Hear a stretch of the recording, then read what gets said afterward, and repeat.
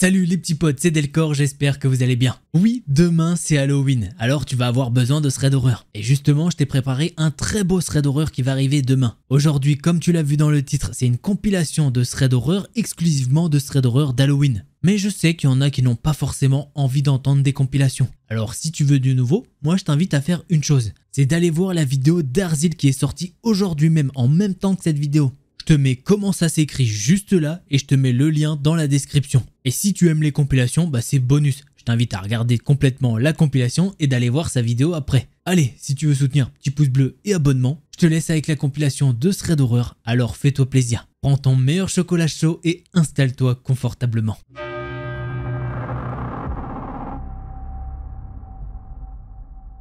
L'histoire que je vais vous raconter, c'est celle de Sébastien. Vous savez, aux États-Unis, pour la période d'Halloween, eh bien, il y a des petits magasins saisonniers qui ouvrent spécialement pour ça. Et justement, Sébastien, il travaille dans l'un d'entre eux. Comme dit, généralement, ces magasins, ils ouvrent quelques mois et puis après, ça devient autre chose. C'est un peu comme des magasins éphémères. Mais Sébastien, il nous dit que c'est clairement pas un mauvais travail. D'ailleurs, ça l'arrange plus ou moins, comme ça, en dehors de son boulot, il a quand même pas mal de temps pour étudier. Et puis en tant que fanatique d'Halloween, eh bien un travail comme ça lui plaît de fou. D'ailleurs, en ce moment, il fait tellement bien son travail et qu'il a fait pas mal de ventes, eh bien il a eu une promotion. Et justement, grâce à cette promotion, il y a eu deux choses. Un peu plus de salaire et un peu plus de responsabilité. Donc maintenant, il a accès à la clé du magasin. Et dans cette boutique, Sébastien, il reçoit toutes sortes de clients. Des petits enfants à la recherche de certains costumes. Des adultes qui recherchent des décorations pour la fête d'Halloween. Certains papas font même tout leur possible pour faire en sorte que leur maison soit la plus effrayante possible. C'est pas la première année qu'il bosse ici, donc il a vu un petit peu de tout. Ce qui fait que depuis, il a jamais été surpris de voir quelque chose qui sort un petit peu de l'ordinaire. Et justement, son histoire commence un jour plutôt banal. Sébastien fait face à toutes les décorations et il remet les costumes que les gens mettent au mauvais endroit au hasard. Après ça, il est parti faire une petite pause. Il se souvient qu'il était très bien en train de manger un hamburger quand il a vu un mec rentrer. Un gars vraiment très grand, environ 2 mètres. Il porte une combinaison orange et un masque sur le visage. Et d'ailleurs, le masque est plutôt élaboré. C'est pas un masque en plastique que tu trouves à 2 € à la foire fouille. Non, celui-là, il est vraiment bien fait. Il est gris pâle et bleu. Les yeux sont creux et noircis. Et par-dessus, il y a un espèce de filet qui cache les yeux du gars. Et ce qui normalement devrait servir de bouche est cousu. Bon, en voyant ça, Sébastien, il dit que le mec a déjà une belle tenue. Mais que potentiellement, il voudrait améliorer un truc ou deux. Ça le choque pas, il se dit même que le gars est venu dans le magasin sûrement pour faire peur à des enfants. Ou il se dit même que le gars est peut-être venu enregistrer des petites vidéos pour TikTok. Quelques secondes après, une de ses collègues, Pénélope, lui dit « Jette un œil à ce con ». Ce jour-là, justement, c'est à Sébastien et Pénélope de fermer le magasin. Et justement, il faut savoir aussi une petite chose sur Pénélope. C'est pas qu'une collègue ordinaire pour Seb. Et justement, il y a une petite chose à savoir sur leur relation. Ils ont eu quelques relations charnelles, mais ils sont pas mis en couple. D'ailleurs, tous les collègues là-bas se demandent bien pourquoi ils se mettent pas en couple. Apparemment, selon Seb, même lui, il sait pas. Bref, il finit par répondre à Pénélope. « Ouais, ce gars est vraiment effrayant. Son masque est vraiment génial. Je l'ai jamais vu sur internet ou dans un autre magasin. » Pendant ce temps-là, l'homme il est en train de parcourir le magasin, il regarde des décorations. Seb il le laisse faire, de toute façon c'est un client comme les autres, même s'il se doute que le gars est juste venu attirer l'attention. Et franchement il valide pas du tout ce comportement. Ce qu'il faut savoir c'est que dans le magasin de Sébastien, eh bien il y a une petite allée brumeuse avec une sorcière qui essaye de faire peur aux enfants quand ils viennent. Autant vous dire que les enfants ils adorent cette allée. Et justement dans cette allée il y a un petit garçon qui marche nerveusement. Il s'enfonce là-dedans quand d'un coup l'homme chelou se met dans cette allée. Il saute sur le chemin et il se met à laisser échapper un rire puissant. Alors là le petit garçon il s'est mis à courir de toutes ses forces et il est parti en direction de sa mère. Sauf que malheureusement le petit il a tellement eu peur qu'il a laissé une flaque de pipi derrière lui. Oui vraiment. Et Sébastien il sait que il va devoir nettoyer ça. Et franchement ça lui casse les cacahuètes. Seb il se lève pour aller confronter cet homme et lui dire de partir. Mais avant de le faire, la mère du petit enfant s'est approchée de lui et l'a engueulé. Sébastien il s'est excusé même s'il avait rien fait de mal. Et en dédommagement, il a donné un costume à l'enfant avant de leur souhaiter une bonne journée. Bon, par contre, Sébastien il en a pas fini avec cet homme. Du coup il essaye de le trouver mais le gars a comme disparu. Il est retourné à la caisse et il a mis un film d'horreur qui passait sur l'une des chaînes de télévision. Pénélope s'approche et les deux commencent à parler des cours que Sébastien suit. À force, il est même sur le point de l'inviter à un petit dîner romantique pour ce soir. Mais à ce moment-là, il y a 2 filles de son université qui rentrent dans le magasin. Et les 2 femmes sont directement allées au costume un petit peu sexy. Et justement, là-bas, elles se sont fait plaisir, elles ont pris 3-4 costumes chacune. À un moment, Pénélope va les voir et leur dire qu'elle devrait plutôt essayer ça dans les vestiaires privés. Elle est revenue vers Sébastien avec un petit sourire narquois. Et justement, elle lui dit « Des chats sexy, des lapins playboy, des infirmières, franchement, quelle originalité !» Là, les 2 collègues, ils se sont mis à rigoler. Et justement, c'est le moment idéal pour Sébastien qui trouve enfin le courage de demander à Pénélope si elle veut bien l'accompagner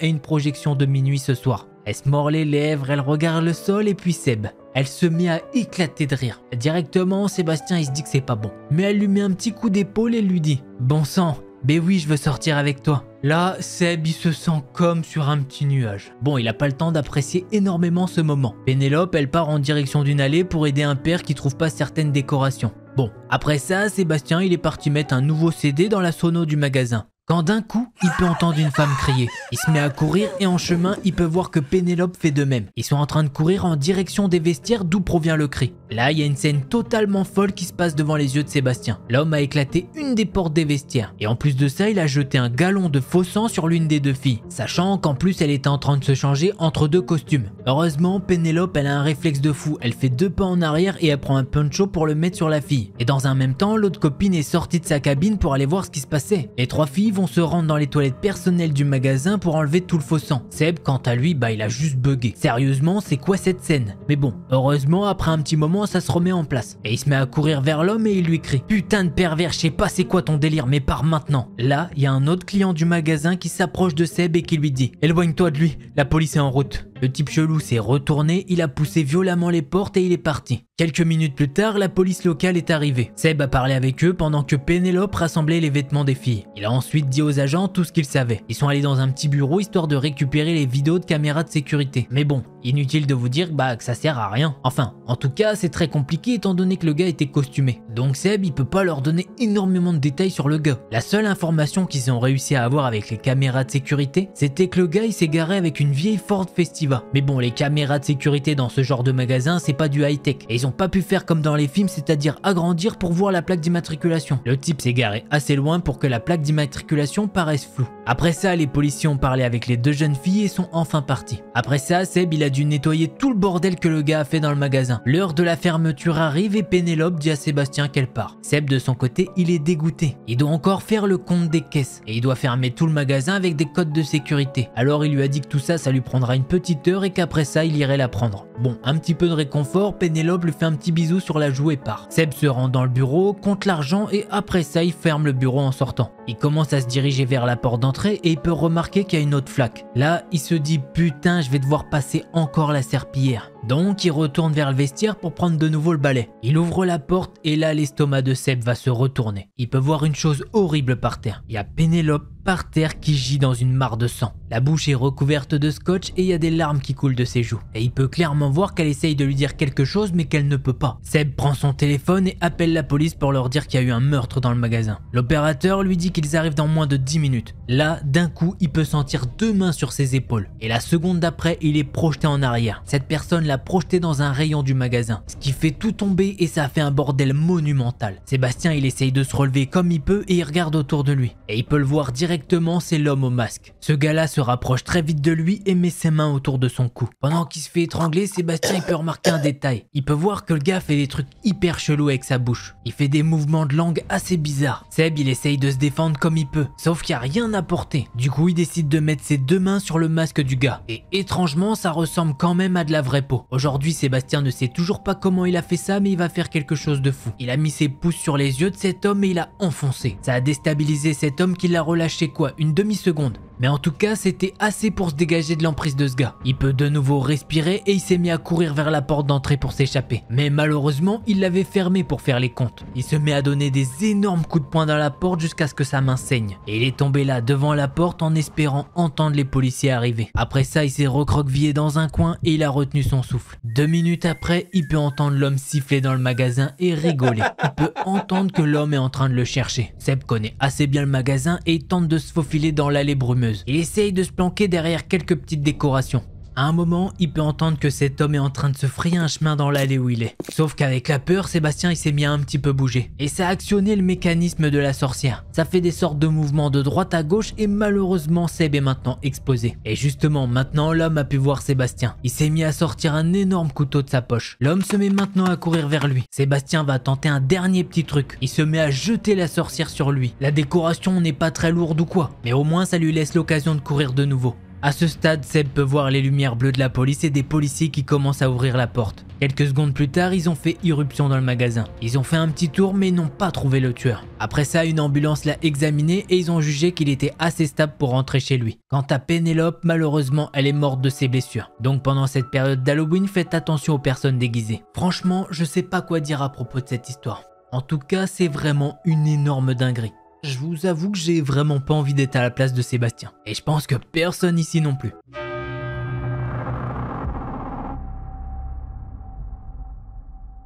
L'histoire que je vais vous raconter, c'est celle de Caroline. Caroline nous dit qu'elle a 33 ans, qu'elle est célibataire et qu'elle n'a pas d'enfant. Mais qu'elle a un travail qu'elle adore et qui lui prend la plupart de son temps. Elle se décrit comme une acharnée de travail, la preuve en est que même quand elle est chez elle seule, elle finit son travail pour le lendemain. Donc le fameux jour où tout le monde se déguise. Oui, je parle bien d'Halloween. Caroline nous dit qu'elle aime pas spécialement Halloween mais qu'elle a rien du tout contre non plus. Et puis elle dit qu'elle a passé l'âge de toquer aux portes pour faire la tournée des maisons. Ce jour d'Halloween, c'est donc un jour banal pour elle. Ce jour-là, elle doit commencer à 8h du matin et finir vers 17-18h. Caroline nous dit qu'elle travaille sur un très gros dossier, qu'elle doit absolument pas perdre et qu'elle doit bien bosser dessus car son avenir est en jeu. Elle peut potentiellement monter en grade avec ce dossier. Elle nous dit même qu'au lieu de finir à 18h max, elle finit à 20h ce jour-là. Et que même si c'était long, elle est plutôt contente de ce qu'elle a pu faire. Et surtout pouvoir le rendre dans les temps à son supérieur. Caroline prend ses affaires et s'en va pour retourner chez elle. Elle habite à environ 45 minutes de marche de là où elle travaille et elle décide de rentrer à pied pour décompresser de la longue journée qu'elle a passée. Pendant le trajet, elle voit des personnes déguisées et elle se souvient qu'aujourd'hui c'est Halloween.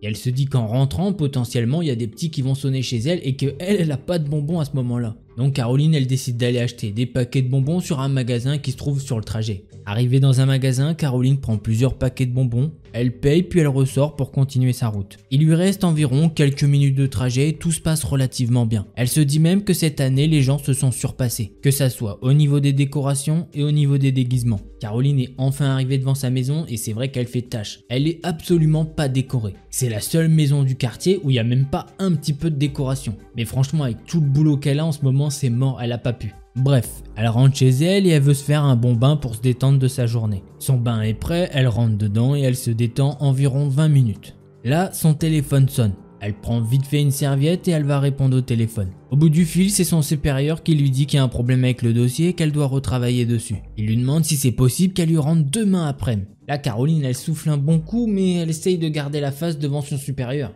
Et elle lui dit oui, il n'y a pas de problème, je vais vous le rendre demain après-midi, oui, tout à fait. Donc Caroline, elle va vite s'habiller, elle en oublie même de vider l'eau de son bain. Quelques minutes après, la jeune femme est de retour sur son PC portable, elle s'installe dans son salon et commence à travailler sur le dossier. Quelques minutes après, la sonnette sonne.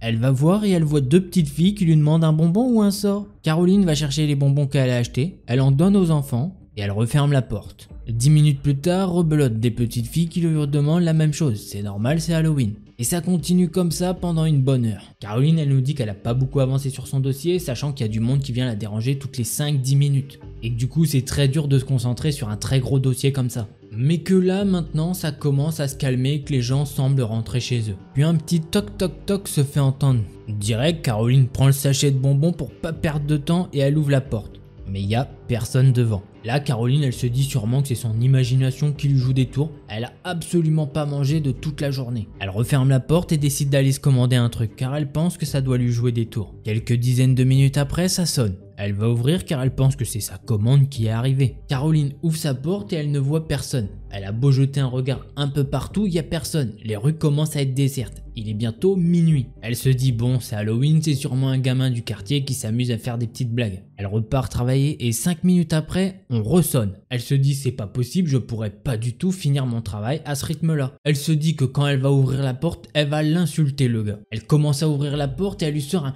putain mais tu me saoules là à sonner tout le temps. Et en fait, elle s'aperçoit que c'est le livreur avec sa commande. Elle s'excuse et elle lui explique que depuis tout à l'heure, il y a un petit malin qui s'amuse à sonner chez elle. Elle est toute honteuse et elle s'excuse 1000 fois. Pour se faire pardonner, elle lui met même un gros pourboire. Le livreur, il la remercie et il repart. Caroline se dit qu'elle va prendre 20 minutes pour manger sa pizza et se détendre un peu de cette très longue journée où elle a l'impression que ça va jamais finir. Pendant le repas, elle se dit qu'elle va mettre un film aléatoire sur Netflix et ça tombe sur un film d'horreur. 10 minutes après ça, son téléphone fixe se met à sonner. Elle décroche, elle dit oui allô et il y a personne qui lui répond. Elle décide de raccrocher bien naturellement. 2 minutes plus tard, ça recommence, elle reprend le téléphone et elle redemande qui c'est de nouveau. Par contre, cette fois-ci, elle va entendre quelque chose. Des petits bruits de respiration. Quand elle entend ça, Caroline elle raccroche direct et elle se demande ce qui se passe. Là elle se dit clairement, je stoppe le film d'horreur, peut-être que je deviens trop parano. Et puis de toute façon elle a son boulot à finir, elle en a pour une bonne partie de la nuit. Elle va chercher son PC portable et décide d'aller dans sa chambre pour s'allonger. Puis les petits toc toc toc reprennent sur sa porte de devant. Cette fois Caroline ne veut pas aller répondre. Elle en a marre de se déplacer pour rien et elle veut continuer son travail. Quelques minutes après elle entend des nouveaux petits toc toc toc. Mais là c'est vers la porte de sa cuisine. Elle commence à paniquer et décide d'aller voir vers sa porte de cuisine. Mais comme vous le sentez, il n'y a rien. Elle a toujours la même conclusion, elle pense qu'il y a un gamin du quartier qui essaye de lui faire une blague. Qu'il est sûrement planqué dans les buissons aux alentours, mais elle n'a pas de lampe torche pour éclairer les buissons. Et que bon, elle va pas sortir de sa maison tard la nuit juste pour vérifier, on sait jamais quand même. Elle décide de vérifier que toutes les portes sont bien fermées, elle baisse les stores, les volets, tout ce que vous voulez. Elle commence à monter les escaliers quand elle entend son téléphone fixe sonner. Elle hésite mais elle va quand même décrocher. Le gars au téléphone ne va pas juste respirer, il va dire « la partie commence ». Là, Caroline, elle est complètement terrifiée. Elle vient de s'enfermer dans sa maison. Personne peut rentrer, mais personne peut sortir non plus. Elle a tout fermé. Elle se dit qu'elle doit aller téléphoner à la police. Elle part chercher son téléphone portable et va se planquer dans la pire planque, sous le lit. Elle commence à appeler les policiers quand elle entend que quelqu'un est en train de défoncer la porte arrière de sa maison. L'opérateur au téléphone lui demande pourquoi elle appelle et elle lui dit « J'habite à telle adresse, venez vite, il y a un mec qui essaye de rentrer chez moi. Et je sais qu'il me veut du mal. » L'opératrice dit qu'elle a envoyé les policiers sur place. Elle lui demande si elle a trouvé un endroit sûr. Caroline lui dit qu'elle est planquée sous le lit. L'opératrice lui demande si elle a pas une meilleure planque. Là, à ce moment-là, Caroline est terrorisée. Le mec vient de défoncer la porte arrière de sa maison et elle le fait savoir à l'opératrice de la police. Le mec qui est rentré chez Caroline crie « Je suis là bébé !» Là, Caroline, elle se met la main devant sa bouche et elle commence à pleurer. L'opératrice lui demande ce qui se passe. Caroline essaye de lui expliquer en chuchotant, mais elle a peur que le gars entende ce qu'elle dise. Caroline, elle entend que le gars est en train de chercher dans toute la maison. À un moment donné, elle suppose qu'il est dans la salle de bain car il va dire « Oh, je vois que tu t'es préparé pour moi, t'inquiète pas, j'arrive, j'espère que tu es bien caché pour jouer avec moi. » Là, Caroline, elle en peut plus, ses larmes coulent à flot. L'opératrice la rassure comme elle peut, elle lui dit que les policiers arrivent à toute vitesse. Mais Caroline n'entend plus vraiment ce que dit l'opératrice vu qu'elle est concentrée sur l'homme dans sa maison. Il fouille vraiment toute la maison et à un moment donné, il arrive dans la chambre de Caroline. Là, Caroline elle est tellement en panique qu'elle va faire une connerie. Elle va éteindre l'appel avec l'opératrice de la police. Parce qu'elle pense que le gars pourrait entendre ce que dit l'opératrice de la police, vu qu'elle arrêtait pas de parler. Là, Caroline elle voit que les chaussures du gars passent devant le lit. Heureusement, sur les côtés, il y a la couette qui dépasse et qui tombe presque par terre. Puis d'un coup, Caroline elle entend un bruit plus loin. L'homme se met alors à s'éloigner du lit de Caroline.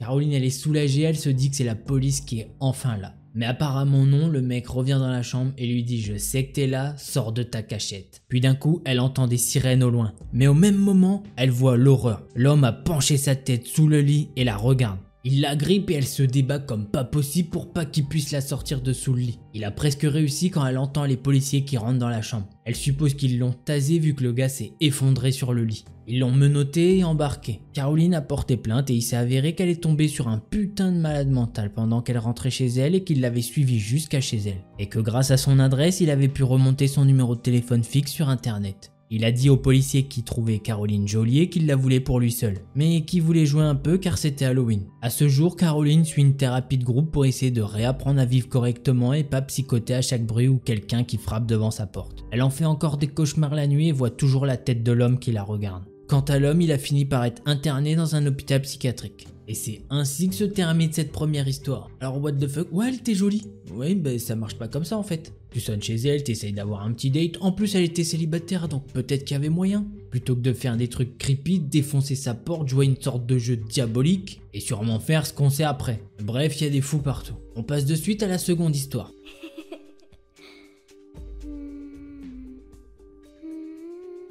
L'histoire que je vais vous raconter, c'est celle de Jill.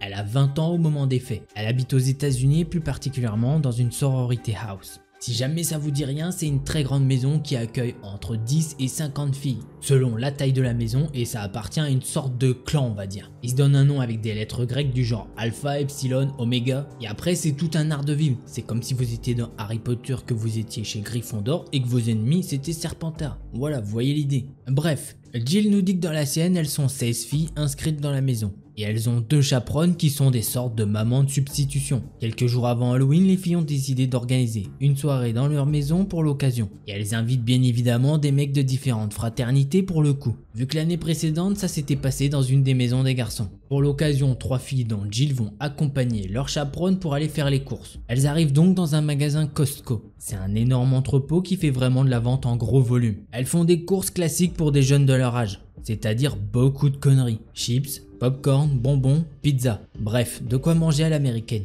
Elles vont aussi prendre de quoi décorer la très grande maison, donc il faut beaucoup de décoration. Et surtout, elles vont prendre beaucoup d'alcool. Elles sont venues avec 4 voitures différentes histoire de vous donner le contexte. Elles arrivent à la caisse et la caissière voit que les filles sont assez jeunes et je vous rappelle que l'âge légal aux États-Unis pour boire et donc acheter de l'alcool c'est 21 ans. Jill dit alors: ah mais c'est pas nous qui payons, c'est Shannon. Shannon c'est la chaperonne. Oui, les filles l'ont fait venir juste pour qu'elle puisse payer les courses. Les 4 filles repartent à la maison et installent les décorations et tout. Quelques jours après, le jour d'Halloween. Jill se lève assez tard puisque le soir d'avant, les filles ont déjà fait une petite fête entre elles. C'était plus une pyjama party qu'autre chose. Le vrai soir, c'est ce soir. Les 2 chaperones sont là aujourd'hui alors que d'habitude elles font des roulements histoire de pas être épuisées. Comme ça va être une grosse journée et surtout une grosse soirée, elles vont pas être trop de 2. Vers 18 h, elles commencent à mettre les derniers éléments en place. Dernier nettoyage avant l'arrivée de tous les garçons. Pendant ce temps-là, les filles se maquillent, se déguisent. Il y a un peu de tout en costume. Une infirmière, une sorcière, une démone. Jill, elle s'est pas vraiment pris la tête, elle a mis son ancienne tenue de cheerleader. Vers 21 h, les garçons commencent à arriver. Jill nous dit qu'ils font des activités festives comme du beer pong et d'autres jeux comme ça, mais ça tourne souvent autour de l'alcool. Vers 23 h, elle est avec un gars qui lui plaît. Il s'appelle Ronan. Ils font un peu le tour de la maison et ils se racontent des trucs un peu bateaux. Ils sont vers la piscine quand Ronan lui fait remarquer que le gars plus loin a une tenue vraiment stylée. Celui d'un patient sorti d'un asile et que lui aussi voulait s'habiller comme ça mais qu'il avait trouvé que des déguisements qui étaient vraiment d'une qualité de merde. 5 minutes plus tard, Jill et Ronan veulent des bières. Et ils vont donc vers la cuisine. Quasiment arrivés vers le plan de travail de la cuisine, ils peuvent voir le fameux gars qui est littéralement en train de manger dans tous les saladiers comme un gros porc. Un des gars le bouscule, prend une bière et se barre. Jill nous dit que l'homme avec l'uniforme va rester face au mur contre lequel il a été envoyé et qui va commencer à parler tout seul en disant des propos comme « je vais tous les tuer ces petits branleurs ». Ronan fait remarquer à Jill que le gars joue vachement bien son rôle et ça l'amuse. Jill elle regarde un peu plus le mec en question et elle peut voir que le gars a l'air quand même un peu âgé pour être dans une fraternité. Elle nous dit qu'il a plus la trentaine, quelque chose comme ça. À ce moment-là, elle est vraiment pas rassurée. Mais une vingtaine de secondes plus tard, elle va quand même chercher 2 bières dans le frigo qui est proche du gars en uniforme. Quand elle referme le frigo, elle se retrouve nez à nez avec ce gars bizarre. Et il se met à lui sourire, mais vraiment bizarrement. Il lui dit alors « Tu es plus jolie que d'habitude, June ». Il s'approche d'elle et il se met à la sentir limite. Il rajoute alors « Et tu sens bon en plus ». Jill dit alors « Mais lâche-moi, ça le fout ». Le gars la regarde et lui dit « Moi je suis fou ? Moi je suis fou ?» Ronan y vient pour s'interposer entre Jill et le gars bizarre. Et il lui dit « Bien joué mec, franchement costume stylé, tu joues bien ton rôle depuis tout à l'heure mais vas-y, retourne faire la fête avec les autres et arrête tes conneries mec. » Là le mec bizarre se retourne et regarde le mur. Au bout de quelques secondes il va chuchoter « Ah oui tu es sûr ? Je dois lui prendre ses cheveux ? C'est vrai qu'elle a de beaux cheveux blonds, ça t'irait bien maman. » Jill voit le gars s'avancer vers le plan de travail et elle se met à crier. Le gars vient de prendre la paire de ciseaux posés qui a servi à ouvrir tous les cartons et paquets pour la soirée. Il s'avance vers Jill avec le ciseau, tout le monde commence à paniquer. Surtout Jill qui essaye de faire des tours autour de la table de cuisine. Ronan quant à lui, il s'est écarté et il a laissé Jill tout seul dans cette merde. Jill a fait 2 tours de la table et crie à l'aide, mais personne ne bouge. Quand soudain le gars s'arrête et regarde vers les escaliers. Une de ses copines de chambrée est en train de descendre les escaliers. Le mec fou court vers elle et la menace de suite avec le ciseau. Elle essaye de remonter au plus vite les escaliers mais elle se casse la gueule. Il l'attrape par le bras et la fait s'asseoir sur une chaise haute devant le plan de cuisine. Tout le monde est juste choqué. Certains se mettent enfin à sortir leur téléphone. Mais le gars va crier « Ne faites rien de stupide sinon je tue l'infirmière Johnson ». Tout le monde se regarde et personne ne sait quoi faire. Jill elle veut venir en aide à sa copine mais elle sait pas comment. Elle dit alors « Monsieur calmez-vous s'il vous plaît, que voulez-vous ?» Le gars va lui répondre « Je veux que Madame Johnson arrête de me donner les petits bonbons, après je me sens pas bien. Je veux plus de petits bonbons, t'as compris ?» Jill essaye de le calmer en lui disant « Oui c'est noté, Madame Johnson ne vous donnera plus jamais de bonbons. » Et elle lui demande si elle peut faire autre chose pour lui. Le gars bizarre va lui répondre alors « Je veux voir les étoiles. » Jill réfléchit et lui dit « Oui si tu veux tu peux venir avec moi à l'étage, on a un grand télescope. » Mais je t'en prie, pose ce ciseau. L'homme va parler tout seul pendant 1 à 2 minutes, ce qui va sembler être une éternité pour tout le monde. Jill est effrayée et sa copine pleure à chaudes larmes. Le gars finit par poser lentement son ciseau. Il regarde Jill dans les yeux et lui dit calmement « Oui, je veux bien voir les étoiles avec toi ». Il s'approche d'elle et lui donne la main. Jill se dit qu'elle a fait une très grosse connerie. Ils ont pas du tout de télescope en haut, mais au moins il a pu les ciseaux à la main. Ils se mettent alors à monter les escaliers très doucement. Elle prend tout son temps. Une fois arrivée au premier étage, elle entend « Police, police, police ». Elle lâche la main du gars et elle plonge la tête première dans une pièce. Par chance, c'est une salle de bain qu'elle arrive à fermer très vite. Quelques secondes après, elle entend un vacarme monumental. Elle se roule en boule derrière la porte de la salle de bain. 1 à 2 minutes plus tard, quelqu'un frappe à sa porte. L'homme lui dit que c'est la police et qu'elle peut sortir de là sans problème. Elle ouvre fébrilement la porte et elle constate effectivement c'est quelqu'un de la police. Elle peut voir aussi que les hommes ont menotté l'individu. Plus tard dans la soirée, elle apprendra que l'individu s'est enfui il y a de ça 3 jours d'un hôpital psychiatrique dans l'état. Elle a appelé l'hôpital psychiatrique plus tard pour en connaître un peu plus sur lui. Et ils lui ont appris que sa mère était morte quand il était jeune à cause d'un cancer et qu'il souffre d'un dédoublement de la personnalité. Il alterne entre petit garçon très gentil et homme adulte très violent. C'est la seule expérience bizarre qu'a eu Jill pendant toute sa vie, mais ça l'a beaucoup marqué. Et c'est ainsi que se termine cette seconde histoire. Alors je vais être honnête avec vous, quand j'ai lu le texte au début, je me suis dit « Ah, sororité, fraternité, je sais ce qui va se passer ». Je m'attendais à un viol organisé ou un truc comme ça, mais pas du tout ça, je m'y attendais pas. Hein. Jill, comme on dit à la clutch, elle a essayé d'aider son ami, mais bon, par contre, elle a failli se foutre dans la merde. Et Ronan, on n'en parle pas, mais lui, il s'est barré comme un chacal. Et c'est vrai que lors de cette soirée, tout le monde est plus ou moins passif. Je sais pas combien il y a de mecs, mais j'imagine qu'ils sont, je sais pas, une quinzaine, vingtaine, ils pourraient peut-être arrêter le mec. Alors certes, il a des ciseaux à la main, donc faut voir le contexte. J'espère que ça vous a plu, moi j'ai bien aimé. On passe de suite à la troisième histoire.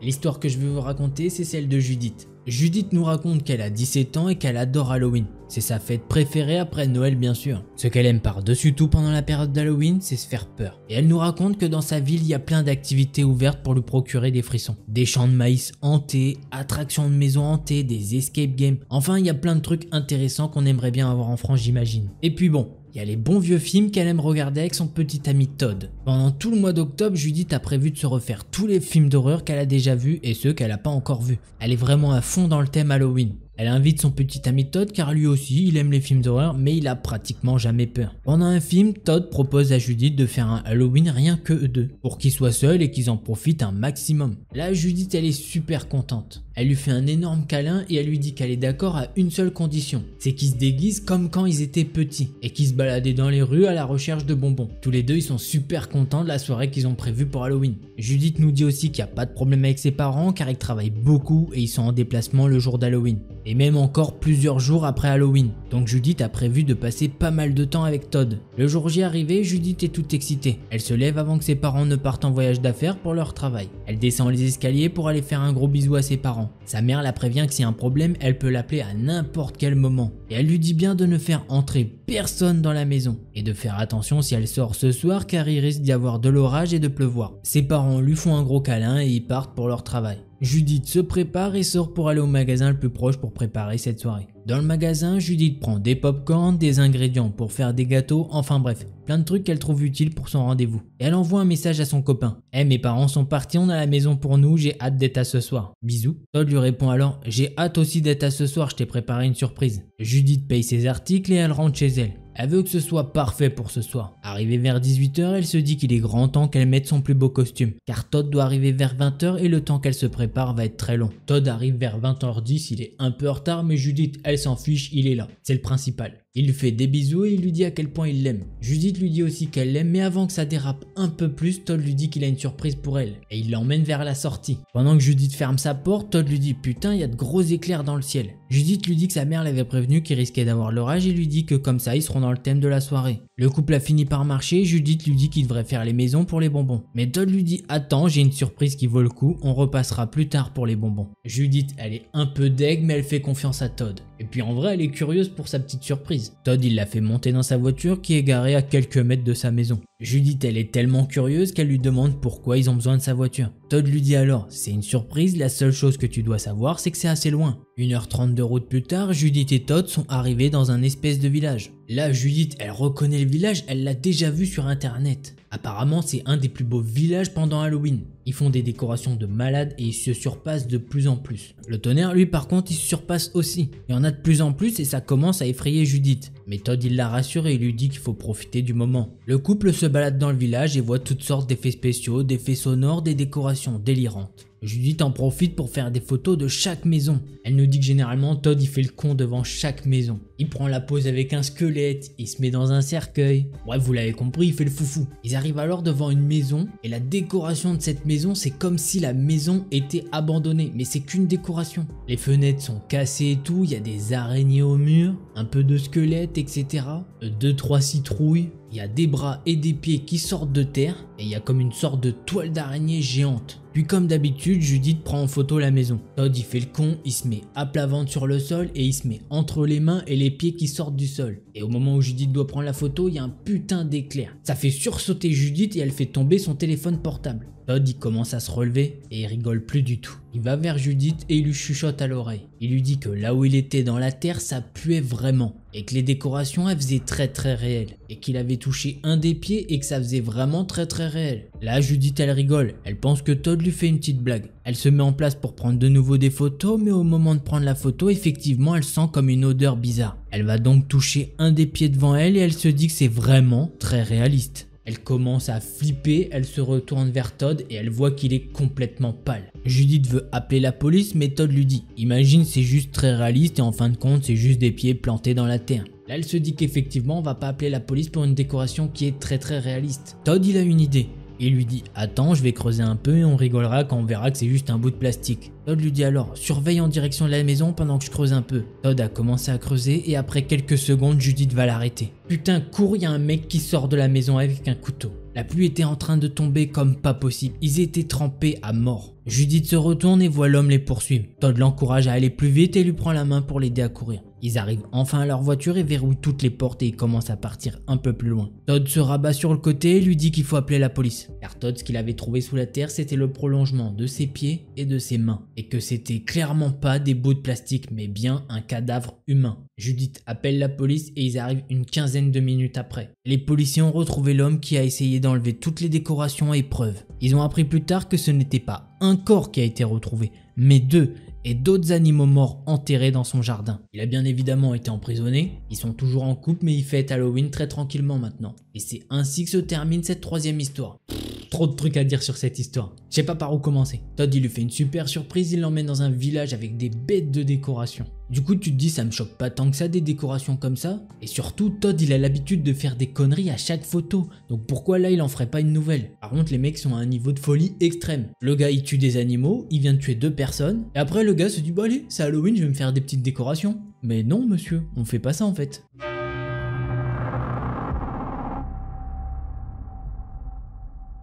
L'histoire que je vais vous raconter, c'est celle de Marion. Quand tout ça commence, Marion a fini de transporter ses derniers meubles fin octobre dans leur nouvelle maison. Et oui, dans leur nouvelle maison, étant donné qu'elle n'est pas toute seule. Elle est avec son fils. La maison où ils ont emménagé, bah en fait, il n'y a rien de spécial. Il y a des murs en briques, des fenêtres à carreaux et un toit en pente. La pelouse elle est pas hyper bien tondue et il y a une partie de la peinture qui est écaillée. Mais franchement, elle nous dit que ça n'a pas d'importance étant donné le prix qu'elle a payé la maison. D'ailleurs, dès qu'ils sont sortis de la voiture, le fils de Marion, Henri, il s'est crispé. Il avait une expression d'angoisse sur le visage et il lui a demandé « Pourquoi les maisons elles sont pas décorées maman? Les gens ici font pas la chasse aux bonbons ?» Marion elle se mordit un petit peu la lèvre et elle réalise qu'effectivement son fils il a raison. Il y a aucune citrouille, il y a aucune toile d'araignée, enfin bref c'est le néant. Par contre, chaque maison est ordonnée et bien entretenu. Il y a juste des petites feuilles qui se baladent ici et là quoi.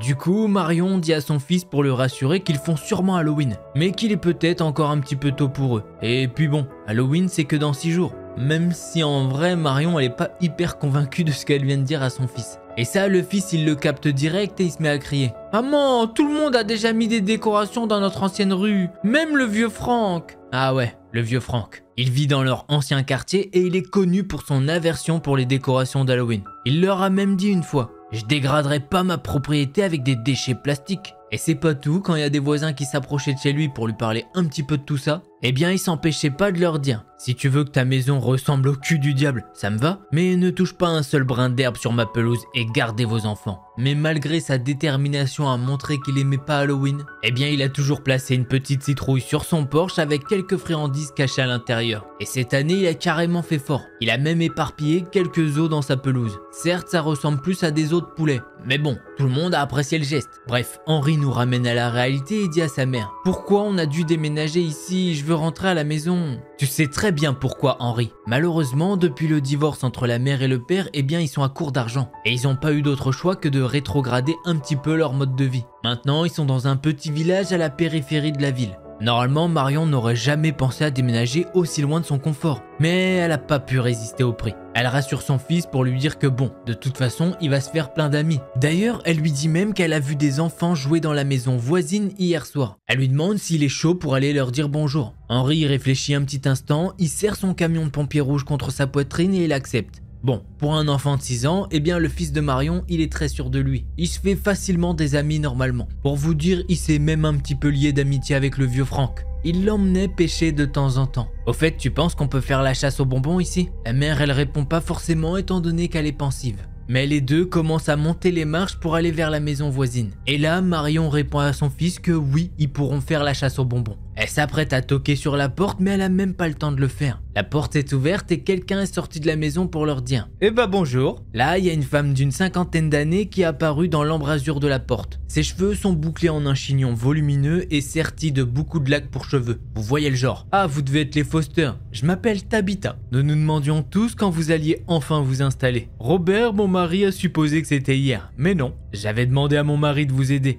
mais il préfère rester avec notre cher Gus. Vous savez, Gus se sent pas bien, mais mon mari reste à côté de lui à lui parler jour et nuit. Et d'ailleurs, c'est pas avec ses bavardages qu'il va pouvoir se sentir mieux. Après ce petit monologue, Tabitha elle se met à rigoler toute seule à sa propre blague. Et enfin, elle déplace son regard vers le petit Henri. « Alors, comment tu t'appelles » Après avoir dit ça, elle s'approche encore un petit peu plus de lui pour l'examiner. « Henri, madame. Nous sommes venus vous poser des questions sur les décorations. » Là, Marion, elle sourit un petit peu et elle est devenue toute rouge. Et justement, elle reprend pour dire « Nous avons remarqué qu'aucune des maisons n'a de décoration d'Halloween. Le village le fête pas ?» Là, la femme devant eux incline la tête. Ses lèvres se courbent en un fin sourire et elle dit « Ah, Halloween. Ne vous inquiétez pas, nous participons certainement. » Bien sûr. Là, elle se tait pendant un petit moment et ses ongles commencent à frapper la porte d'impatience. Elle reprend et elle dit « Vous savez, ici on a nos propres traditions. Elles sont peut-être un peu dépassées par rapport à ce à quoi vous êtes habitué en ville. Mais ça nous tient à cœur. Robert, sors de cette pièce et viens dire bonjour. » Ok, je vois, et alors, qu'est-ce que vous faites exactement? Ne vous inquiétez pas, cette année, c'est moi et Robert qui nous occupons de tout. Là, elle se met à sourire et Marion peut remarquer un truc qu'elle n'avait pas vu auparavant. Elle a une petite dent en or au calme. Et derrière elle, il y a un homme qui arrive. Il est chauve et il a une moustache grisonnante. Il arrive devant la porte, il fait juste un coucou à Marion et Henri et il repart. Là, sa femme, elle se remet à crier son prénom. Et justement, Robert, il va se retourner de nouveau, toucher sa moustache et regarder Marion. Bonjour, moi c'est Marion et lui c'est... Et bah la mère, elle a même pas eu le temps de finir la phrase que le vieux Robert, il était déjà parti. Tabitha leur explique alors qu'il faut pas s'inquiéter pour lui. En fait, c'est à cause de Gus, il a eu 82 ans le mois dernier. Et là, elle va s'arrêter net comme si elle allait révéler quelque chose qu'il fallait pas. Marion hoche la tête et patiente pendant que Tabitha essaye de leur donner quelques détails concernant chaque maison du quartier. Apparemment, il y a des enfants dans pratiquement toutes les maisons et Henri a l'air d'être heureux. Henri, il est tellement excité qu'il se met à demander « Ah ouais, il y a des enfants dans votre maison ?» Maman a dit qu'elle en avait vu la dernière fois jouer dans la cour. Forcément, la mère, elle est un petit peu gênée et elle met un petit coup de coude à Henri. Mais en même temps, elle se sent soulagée. Les enfants, ils peuvent plus facilement poser des questions que les adultes. Nos petits-enfants viennent nous rendre visite chaque semaine. Bon, c'est bien gentil tout ça, mais Marion, il y a un petit truc qui trotte dans sa tête. Elle se dit que depuis le temps, Tabitha, elle aurait dû les inviter à rentrer chez elle. Bref, elle essaye de passer à autre chose et elle demande à Tabitha si ça les dérangerait que elle et Henri décorent leur maison. Tout ça avec des citrouilles, des araignées, des toiles d'araignée, vous voyez le genre. Et Tabitha leur répond que non, ça les gênera pas du tout. Mais que par contre, eux seront sûrement gênés par ce que eux vont faire. Ça y est, enfin cette conversation se termine et Marion et Henri redescendent les marches en silence. Marion, elle réfléchit un petit peu et elle se demande pourquoi elle lui a dit qu'elle serait gênée à propos de leur décoration. Là, elle se met à scanner les maisons voisines en se disant que peut-être elle a raté des décorations ou quoi. Mais non, il y a rien du tout. Il y a juste un vieux sac en papier qui est en train de tourner dans le vent. Alors pendant les jours à venir, Marion et Henri ont décidé de tailler 5 citrouilles plus terribles les unes que les autres. Ils ont accroché des guirlandes lumineuses orange aux balustrades et drapé des toiles d'araignée sur les buissons. Une fois fini, Henri a commencé à réclamer la machine à brouillard au fond de la boîte. Mais Marion, elle lui dit qu'on va peut-être se calmer sur ce truc-là. Elle veut pas forcément attirer l'attention dans le quartier. Puis le temps passe et aucune décoration ne fait son apparition dans le quartier. Et avant même qu'elle s'en aperçoit, le 31 octobre est arrivé. Là, si Marion et Henri étaient encore en ville, ils auraient sûrement passé leur matinée au centre commercial pour remplir leur chariot de friandises. Au lieu de ça, Marion, elle regarde une toile d'araignée flotter à travers sa fenêtre de la cuisine. Et clairement, ça ressemble pas du tout à Halloween. Mais alors, pas du tout. Entre le village où ils sont et la ville, c'est deux mondes différents. Y a pas de costume, y a pas de bonbons, y a carrément pas de joie. Seulement le brouillard, l'humidité et un vide complètement absolu. Des fois, il y a quelques personnes qui passent dans la rue, qui regardent leur décoration d'un air bizarre et qui repartent. Et pour aggraver les choses, eh bien le petit Henri porte son costume de Batman depuis 7h du matin. Oui, lui il est chaud patate. Il est tellement à fond que dans le salon il se met à crier un bonbon ou un sort, un bonbon ou un sort. Enfin bref, il fait que ça. À 18h, Marion, elle envisage sérieusement de faire le trajet de 2 heures de route pour aller en ville. Henri, lui, il est toujours dans la maison à s'exciter comme jamais. Et malheureusement pour Marion, eh bien le brouillard à l'extérieur semble devenir de plus en plus épais. Et surtout de plus en plus déprimant à chaque seconde. Là, Marion, elle commence à jurer dans sa tête et elle se demande où sont bien passés les gens. Tabitha, la voisine, elle lui a dit qu'il y avait du monde ici. Alors pourquoi, en fait, il y a personne? À un moment, Henri regarde la télé et Marion lui demande « Tu voudrais pas monter dans la voiture et aller en ville? En chemin, on pourrait aller visiter une maison hantée si tu veux. En plus, j'ai entendu dire qu'il y en avait des pas mal cette année. » Là, les yeux de Henri s'illuminent comme jamais. « Sérieusement, vraiment? Mais c'est trop loin ?» Là, Marion, elle soupire. Oui, c'est vrai que c'est loin. Mais clairement, elle peut pas supporter de voir la déception sur le visage de son fils. Elle prend les clés de la vieille voiture avant qu'elle ne change d'avis. Et elle dit à Henri, allez viens. Mais quand ils ouvrent la porte, il y a quelque chose qui les arrête dans leur élan. Il y a un enfant vêtu d'un costume et qui porte un panier en forme de citrouille. Effectivement, il y a un épais brouillard, mais ils ont quand même pu voir un petit gamin se balader devant chez eux. Alors là, Henri, il est trop content. Et il lui fait, t'as vu? En lui montrant le petit gamin qui est en train de sonner à une porte. Et de loin, ils peuvent voir que cet enfant est en train de faire la tradition un bonbon ou un sort. La mère et Henri sont émerveillés de voir ce petit spectacle. Sauf que c'est pas tout, au fur et à mesure, il y a des enfants qui se mettent à pop un petit peu partout. Ils ont des baguettes, des paniers, des petites épées. Maman, est-ce que je peux y aller? Quand je vous dis qu'il a l'air enthousiaste, oui, il l'est. Marion, elle se met à pousser un soupir de soulagement. Puisque malgré le manque de décoration, eh bien Halloween semble enfin battre son plein. Elle regarde son fils et elle lui dit bien sûr que tu peux y aller mon gamin. Mais ne sois pas trop long, d'accord? Ne mange pas les bonbons avant d'être rentré à la maison. Henri hoche la tête comme un fou, il va prendre son panier et il se dirige vers les autres gamins. Ça y est, Marion est toute contente, son fils est en train de faire la chasse aux bonbons. Et justement, il est rentré un petit peu avant 21h, sachant que ça faisait déjà une bonne heure qu'il commençait à pleuvoir. Henri, il est trempé comme jamais, mais il a un sourire énorme sur le visage. Quand il est rentré, il a directement dit à sa mère qu'il s'était fait plein d'amis. Sa mère, elle est en train de rigoler pendant qu'il lui raconte plein d'anecdotes. Mais surtout, elle l'aide à enlever ses vêtements mouillés et à enfiler un petit pyjama. Alors, t'as eu beaucoup de bonbons? Il la regarde et il lui fait « Ouais ».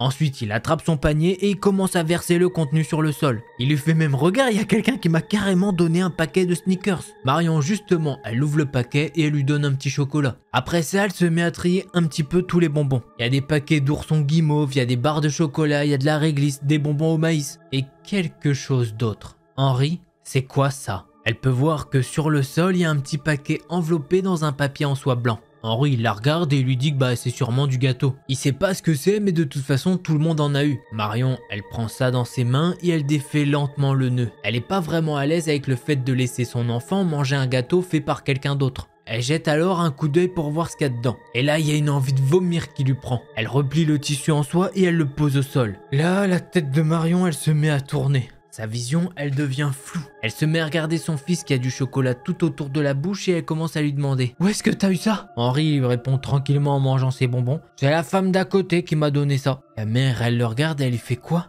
Tabitha ?» Le cœur de Marion, il tambourine de plus en plus. Henri, il peut voir que sa mère, elle va pas très bien. Et il lui demande si ça va. La mère, elle est carrément en train de lutter pour respirer. Elle met même une main sur le mur pour s'aider à tenir debout. Elle peut sentir d'ici la puanteur de ce truc. Et carrément là...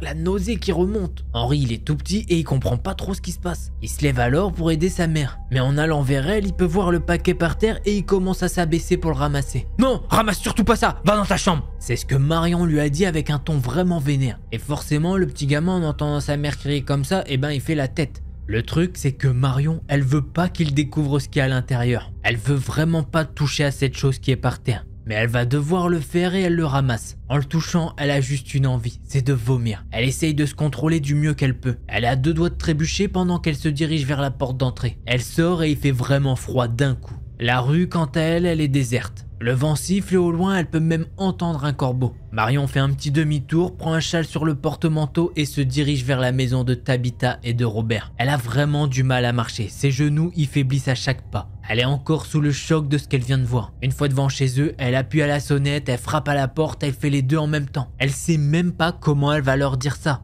Bonjour, c'est vous qui avez donné ça à mon fils par accident ou vous avez fait exprès? Elle peut pas leur dire ça, non? De toute façon, elle a pas le temps d'y penser plus qu'elle peut entendre des bruits de pas s'approcher de la porte. Ah Marion, qu'est-ce que vous faites là? Ah je suis désolé, comment dire, mon fils Henri a ramené ce truc dans la maison. Marion elle essaye tant bien que mal de lui donner le paquet, mais elle peut sentir l'odeur et c'est vraiment horrible. Tabitha, elle la regarde en se pinçant les lèvres et elle lui dit « Ah ouais, il aime pas ça ». Là, Marion, elle reste abasourdie par ce qu'elle vient d'entendre. Et elle se demande même si elle a bien entendu ce qu'elle vient d'entendre. Je suis désolé, mais comment dire Tabitha, elle se met à sourire et elle lui dit « Oui, c'est un rein ». Quoi? Il aurait préféré autre chose? Là, Marion, elle sait pas comment elle a fait, mais elle arrive à retenir un vomi qui allait vraiment sortir de sa bouche. Elle se dit que là, c'est pas possible, ça doit juste être une farce, que c'est juste littéralement trop. Qui pourrait distribuer des organes d'animaux à des enfants? C'est juste pas possible normalement. Là, Tabitha, elle examine un petit peu Marion et elle enlève la chaîne de la porte. Mais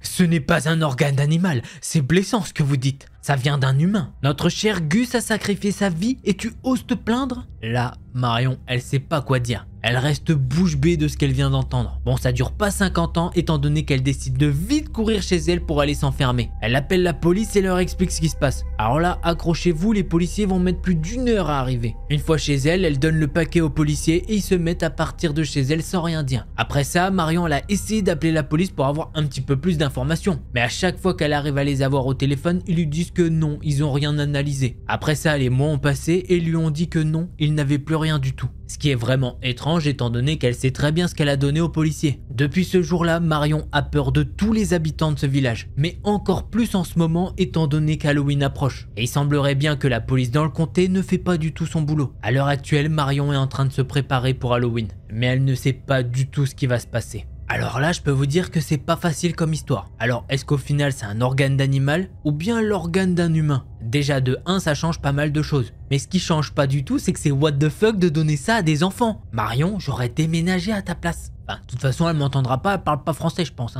Bref, en tout cas, j'espère que vous avez aimé cette histoire. Si c'est le cas, tu connais, un petit pouce bleu et un abonnement.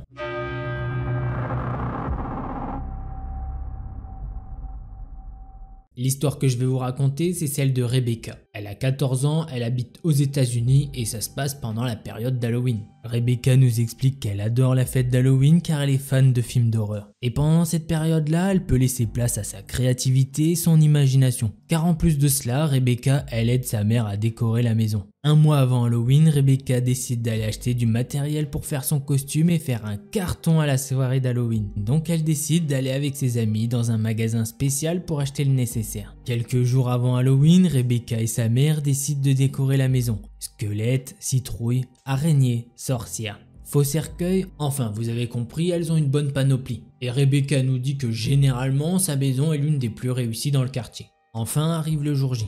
Rebecca a prévu de faire le tour du quartier avec 4 amis à elle. Il y a Baptiste, Thomas, Virginie et Gabriel. Ils ont décidé que ce serait plus amusant de se rejoindre à un endroit et de deviner qui se cache sous le costume et de ne pas prendre leur téléphone pour ne pas gâcher la surprise.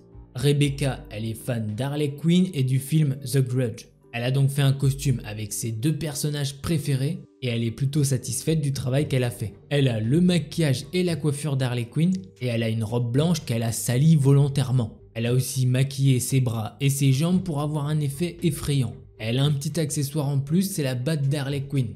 Rebecca arrive donc sur le lieu de rendez-vous et elle attend, elle est la première à être arrivée. Il est aux environs de 20 h et il commence déjà à faire nuit. Au bout de quelques minutes, Rebecca elle est rejointe par un clown vraiment flippant. Elle se dit que ça doit être un de ses amis et en effet c'est bien Thomas. Elle l'a reconnu à sa voix. Ils commencent un peu à discuter et il lui dit que son costume déchire. Rebecca en profite pour lui dire à quel point son clown fait vraiment flipper. Deux autres personnes arrivent. Une infirmière morte vivante qui est accompagnée d'un homme qui a le déguisement du petit Danseau, celui qui est sur le vélo qui a un masque ultra flippant. Rebecca, elle adore leur costume. Les deux personnes arrivent à leur niveau et commencent à discuter. Elle reconnaît Virginie et Baptiste. Ils ont dû se croiser en chemin ou ils sont venus ensemble. Bref, il manque plus que Gabriel. Pendant qu'ils se font des compliments sur leur costume, ils commencent à trouver le temps assez long. Ça fait maintenant 30-40 minutes qu'ils attendent et Gabriel n'est toujours pas là. Rebecca nous dit qu'elle aperçoit une silhouette d'homme, donc elle se doute que c'est Gabriel qui vient vers leur groupe. Gabriel arrive vers le groupe et il est déguisé comme dans un personnage dans The Purge. Vous savez, les masques qui font vraiment flipper. Il avait également une veste de costume et un pantalon de costume, ça lui allait super bien. Et en plus de ça, il avait une arme, plus précisément une hache qui faisait vraiment très réel. Gabriel arrive donc à leur niveau et leur sort un salut un peu rouillé. Et il leur dit vite fait qu'il est un peu malade et qu'il est désolé pour le retard. Les amis commencent à partir pour faire la tournée des maisons de leur quartier pour récupérer des bonbons. Tout se passe relativement bien mais Gabriel a un comportement assez bizarre. Il a l'air agité et il regarde tout le temps aux alentours. Il parle pratiquement pas alors que tout le reste du groupe s'amuse comme des petits fous. Rebecca met ça sur le compte qu'il est malade. Rebecca et ses amis continuent leur tournée tout en rigolant et ils ont bientôt fini toutes les maisons du quartier. Et là, Gabriel leur sort qu'il y a une petite fête où il a été invité et que s'il voulait l'accompagner, il pouvait venir. Rebecca, elle regarde sa montre car elle a un couvre-feu que ses parents lui ont mis. C'est à 23h. Il est 22h20, elle hésite un peu car elle est tiraillée entre aller à la fête et obéir et rentrer. Mais en voyant tous ses amis accepter d'aller à la fête, Rebecca finit par suivre ses amis. Thomas demande donc à Gabriel où se trouve cette fête. Gabriel a toujours une voix un peu rouillée et il lui dit que c'est à la sortie du quartier. Mais vraiment pas très loin, un truc comme 10-15 minutes de marche. Et surtout, il leur dit qu'il y aura de l'alcool à volonté. Tout le groupe est content qu'il y ait de l'alcool à volonté, à 14-16 ans ils peuvent pas aller en acheter donc c'est tout content qu'ils se mettent à suivre Gabriel. Mais Rebecca elle reste quand même sur ses gardes, car depuis maintenant quelques minutes elle observe Gabriel qui a l'air d'être nerveux.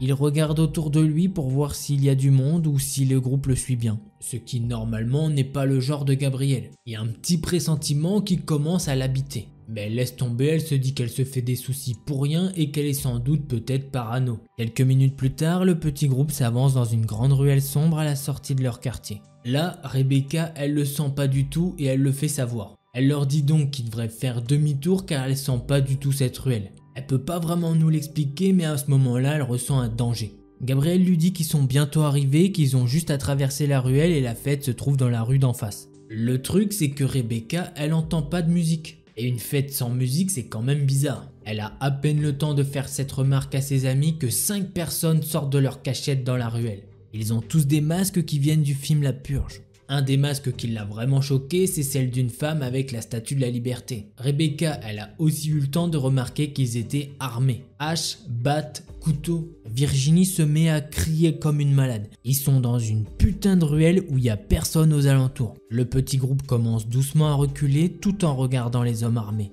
À ce moment-là, la femme se met à pousser un cri qui glace le sang de Rebecca. Et la femme commence à rigoler comme une malade. Là, Gabriel va se retourner et va crier que la purge commence. Là, Rebecca elle prend ses jambes à son cou et elle court le plus vite possible. Ses amis ont fait de même, enfin, du moins c'est ce qu'elle suppose. Rebecca, elle entend qu'on la suit. Au début, elle pense que c'est ses amis, mais en fait, c'est la putain de femme qui est en train de lui courir après. Puis d'un coup, la femme trébuche. Rebecca en profite pour mettre les bouchées doubles et part se cacher dans une cour arrière. Quelques minutes après, elle voit plus personne et elle décide d'aller toquer à la porte de la maison pour qu'ils appellent la police. Un homme lui ouvre et il commence à sortir des bonbons. Mais Rebecca, elle le stoppe et lui explique la situation. L'homme lui prête son téléphone pour appeler la police et il la fait rentrer chez elle. Elle explique tout ce qui s'est passé à la police et leur dit aussi qu'elle n'a pas de nouvelles de ses amis qui se sont fait pourchasser. La police lui dit de ne pas bouger et qu'ils arrivent tout de suite. Elle en profite pour appeler ses parents et leur donner l'adresse du couple qui lui ont prêté le téléphone. Rebecca, elle est terrifiée pour ses amis, elle sait pas du tout où ils sont. Quelques minutes après, la police arrive et les parents de Rebecca aussi. Elle leur explique la situation. Et puis quelques dizaines de minutes plus tard, la police leur dit qu'ils ont retrouvé 3 adolescents au commissariat du coin et qu'il doit sûrement s'agir de ses amis. La police dit donc à Rebecca et ses parents qu'ils peuvent aller vérifier au commissariat si c'est bien ses amis qui sont là-bas. Ils font le chemin pour aller au commissariat pour voir si ses amis sont bien là-bas et au passage faire une déposition et un portrait des personnes qui les ont attaqués. Arrivée au commissariat, elle retrouve Virginie, Thomas et Baptiste. Là, les nerfs craquent et ils se mettent tous à pleurer. 1 heure après tout ça, les parents de Rebecca lui disent qu'ils reviendront déposer la déposition car il se fait tard. Le lendemain, ils ont appris en allant au commissariat que Gabriel n'était jamais sorti de chez lui car il était vraiment malade. Et qu'il avait pas pu les prévenir vu qu'ils avaient eu l'idée de pas prendre leur téléphone.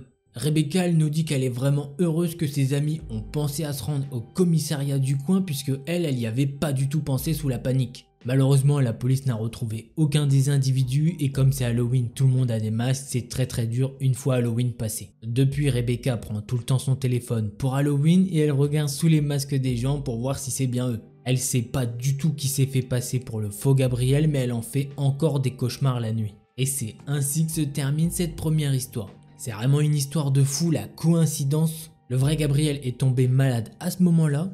Et t'as un mec à ce moment-là qui vient s'infiltrer dans leur groupe. Mais eux, ils y pensent pas que c'est pas le vrai Gabriel vu qu'il leur manque un mec dans leur groupe. Et encore une fois, je sais pas ce que les Américains ont avec le film La Purge, mais j'ai l'impression qu'ils veulent que ça soit vrai. Heureusement, ça l'est pas. On passe de suite à la seconde histoire.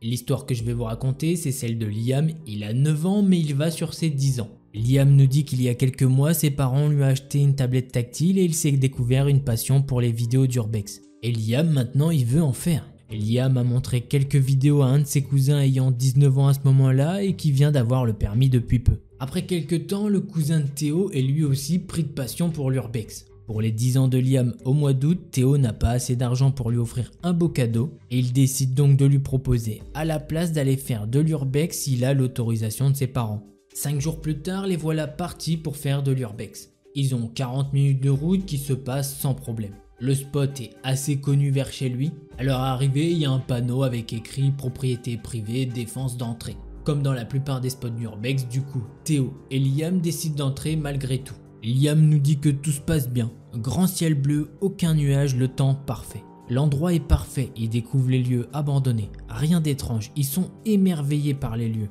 Après plus d'1h30 de visite, ils décident de repartir pour éviter que les potentiels propriétaires appellent la police. Mais ils décident de faire un petit tour en prenant un autre chemin qu'à l'aller. Et là, Théo aperçoit un sac mortuaire sur le bord de la route. Le sac est entouré d'herbes hautes. Théo et Liam y pensent que c'est juste une simple blague. Donc Théo lève le sac sans aucune précaution et il se décompose à la vue d'un cadavre. Théo a directement caché les yeux de Liam, mais Liam a eu le temps de le voir. Théo a pris la décision logique d'appeler la police et lorsqu'ils sont arrivés, ils leur ont rien dit sur le fait qu'ils étaient là dans l'illégalité, sûrement à cause de l'importance principale de la situation. Les policiers ont demandé à Théo et à Liam de repartir et ils les ont remerciés. Environ 2 semaines après, il y a eu un article dans le journal, comme quoi un corps avait été retrouvé là où ils avaient retrouvé le cadavre. Le meurtrier a été arrêté et ils ont appris que c'était pas la première fois qu'il avait tué quelqu'un et qu'il avait déjà été condamné une première fois pour meurtre et vol à main armée. Et c'est ainsi que se termine cette deuxième histoire. Histoire très courte, mais effectivement le fait qu'ils aient changé de chemin, ils ont trouvé un cadavre. Du coup ils avaient passé une super bonne journée en faisant de l'urbex, truc qui kiffe. Mais au final je pense que ça les a bien refroidis, qu'ils vont peut-être pas refaire de l'urbex de sitôt. Allez, on passe de suite à la troisième histoire.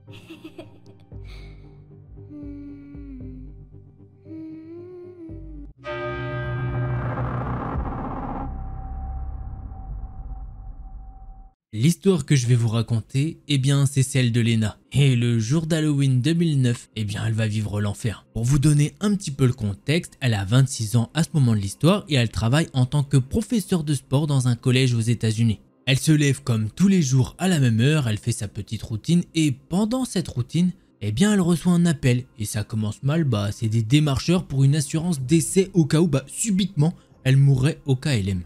Bon, elle explique qu'elle a 26 ans, qu'elle est en pleine santé et que non, ça va aller, c'est pas pour elle. Elle arrive enfin à être prête pour aller au boulot et sur le chemin, elle se fait accoster par un gars qui lui dit qu'elle est très belle et que c'est son jour de chance puisqu'il est célibataire et du coup, elle est bien chanceuse. Lena lui dit bon allez, je dois bouger, je vais au taf et moi je vais rejoindre mon mec. C'est un bon mytho mais bon, ça fait toujours plaisir. Le problème c'est que le gars il insiste un petit peu.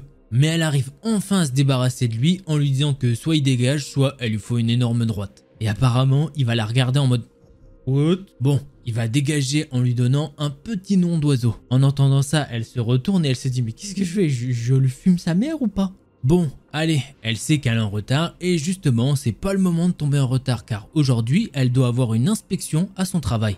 Elle arrive enfin au collège et elle commence son travail jusqu'à midi et tout va bien. Les élèves, nickel, tout est nickel en fait. Sauf que maintenant, il faut se remplir le ventre. À la base, elle doit aller au resto avec une collègue. Elle arrive au lieu du rendez-vous, c'est un restaurant qu'elle fréquente souvent toutes les deux. Genre 2-3 fois par semaine. Elle est donc dans le restaurant et elle est à table et elle envoie un texto à son amie pour savoir si elle va venir. Sauf qu'elle reçoit un message qui lui dit que non. Elle a encore du boulot à finir à l'école, du coup rip. Lena va devoir manger toute seule. Bon, ça arrive, alors elle commence à manger et elle veut aller vite pour partir de là. Puisque manger seule, c'est pas fou, non? Au cas où, je vous préviens, c'est pas grave de manger seule, hein. C'est juste que, effectivement, pour parler, en étant seule, c'est moins bien. On va pas se mentir, c'est ça qu'elle veut dire par là, hein. Elle est donc en train de manger et elle sent que quelqu'un lui tape l'épaule. Elle se retourne et elle voit un homme qui lui fait face. Alors elle sait pas s'il est vachement grand ou si c'est parce qu'elle était assise. Elle se dit ok, qu'est-ce qu'il me veut lui? Là ils vont se regarder et en fait c'est gênant. Il se passe rien.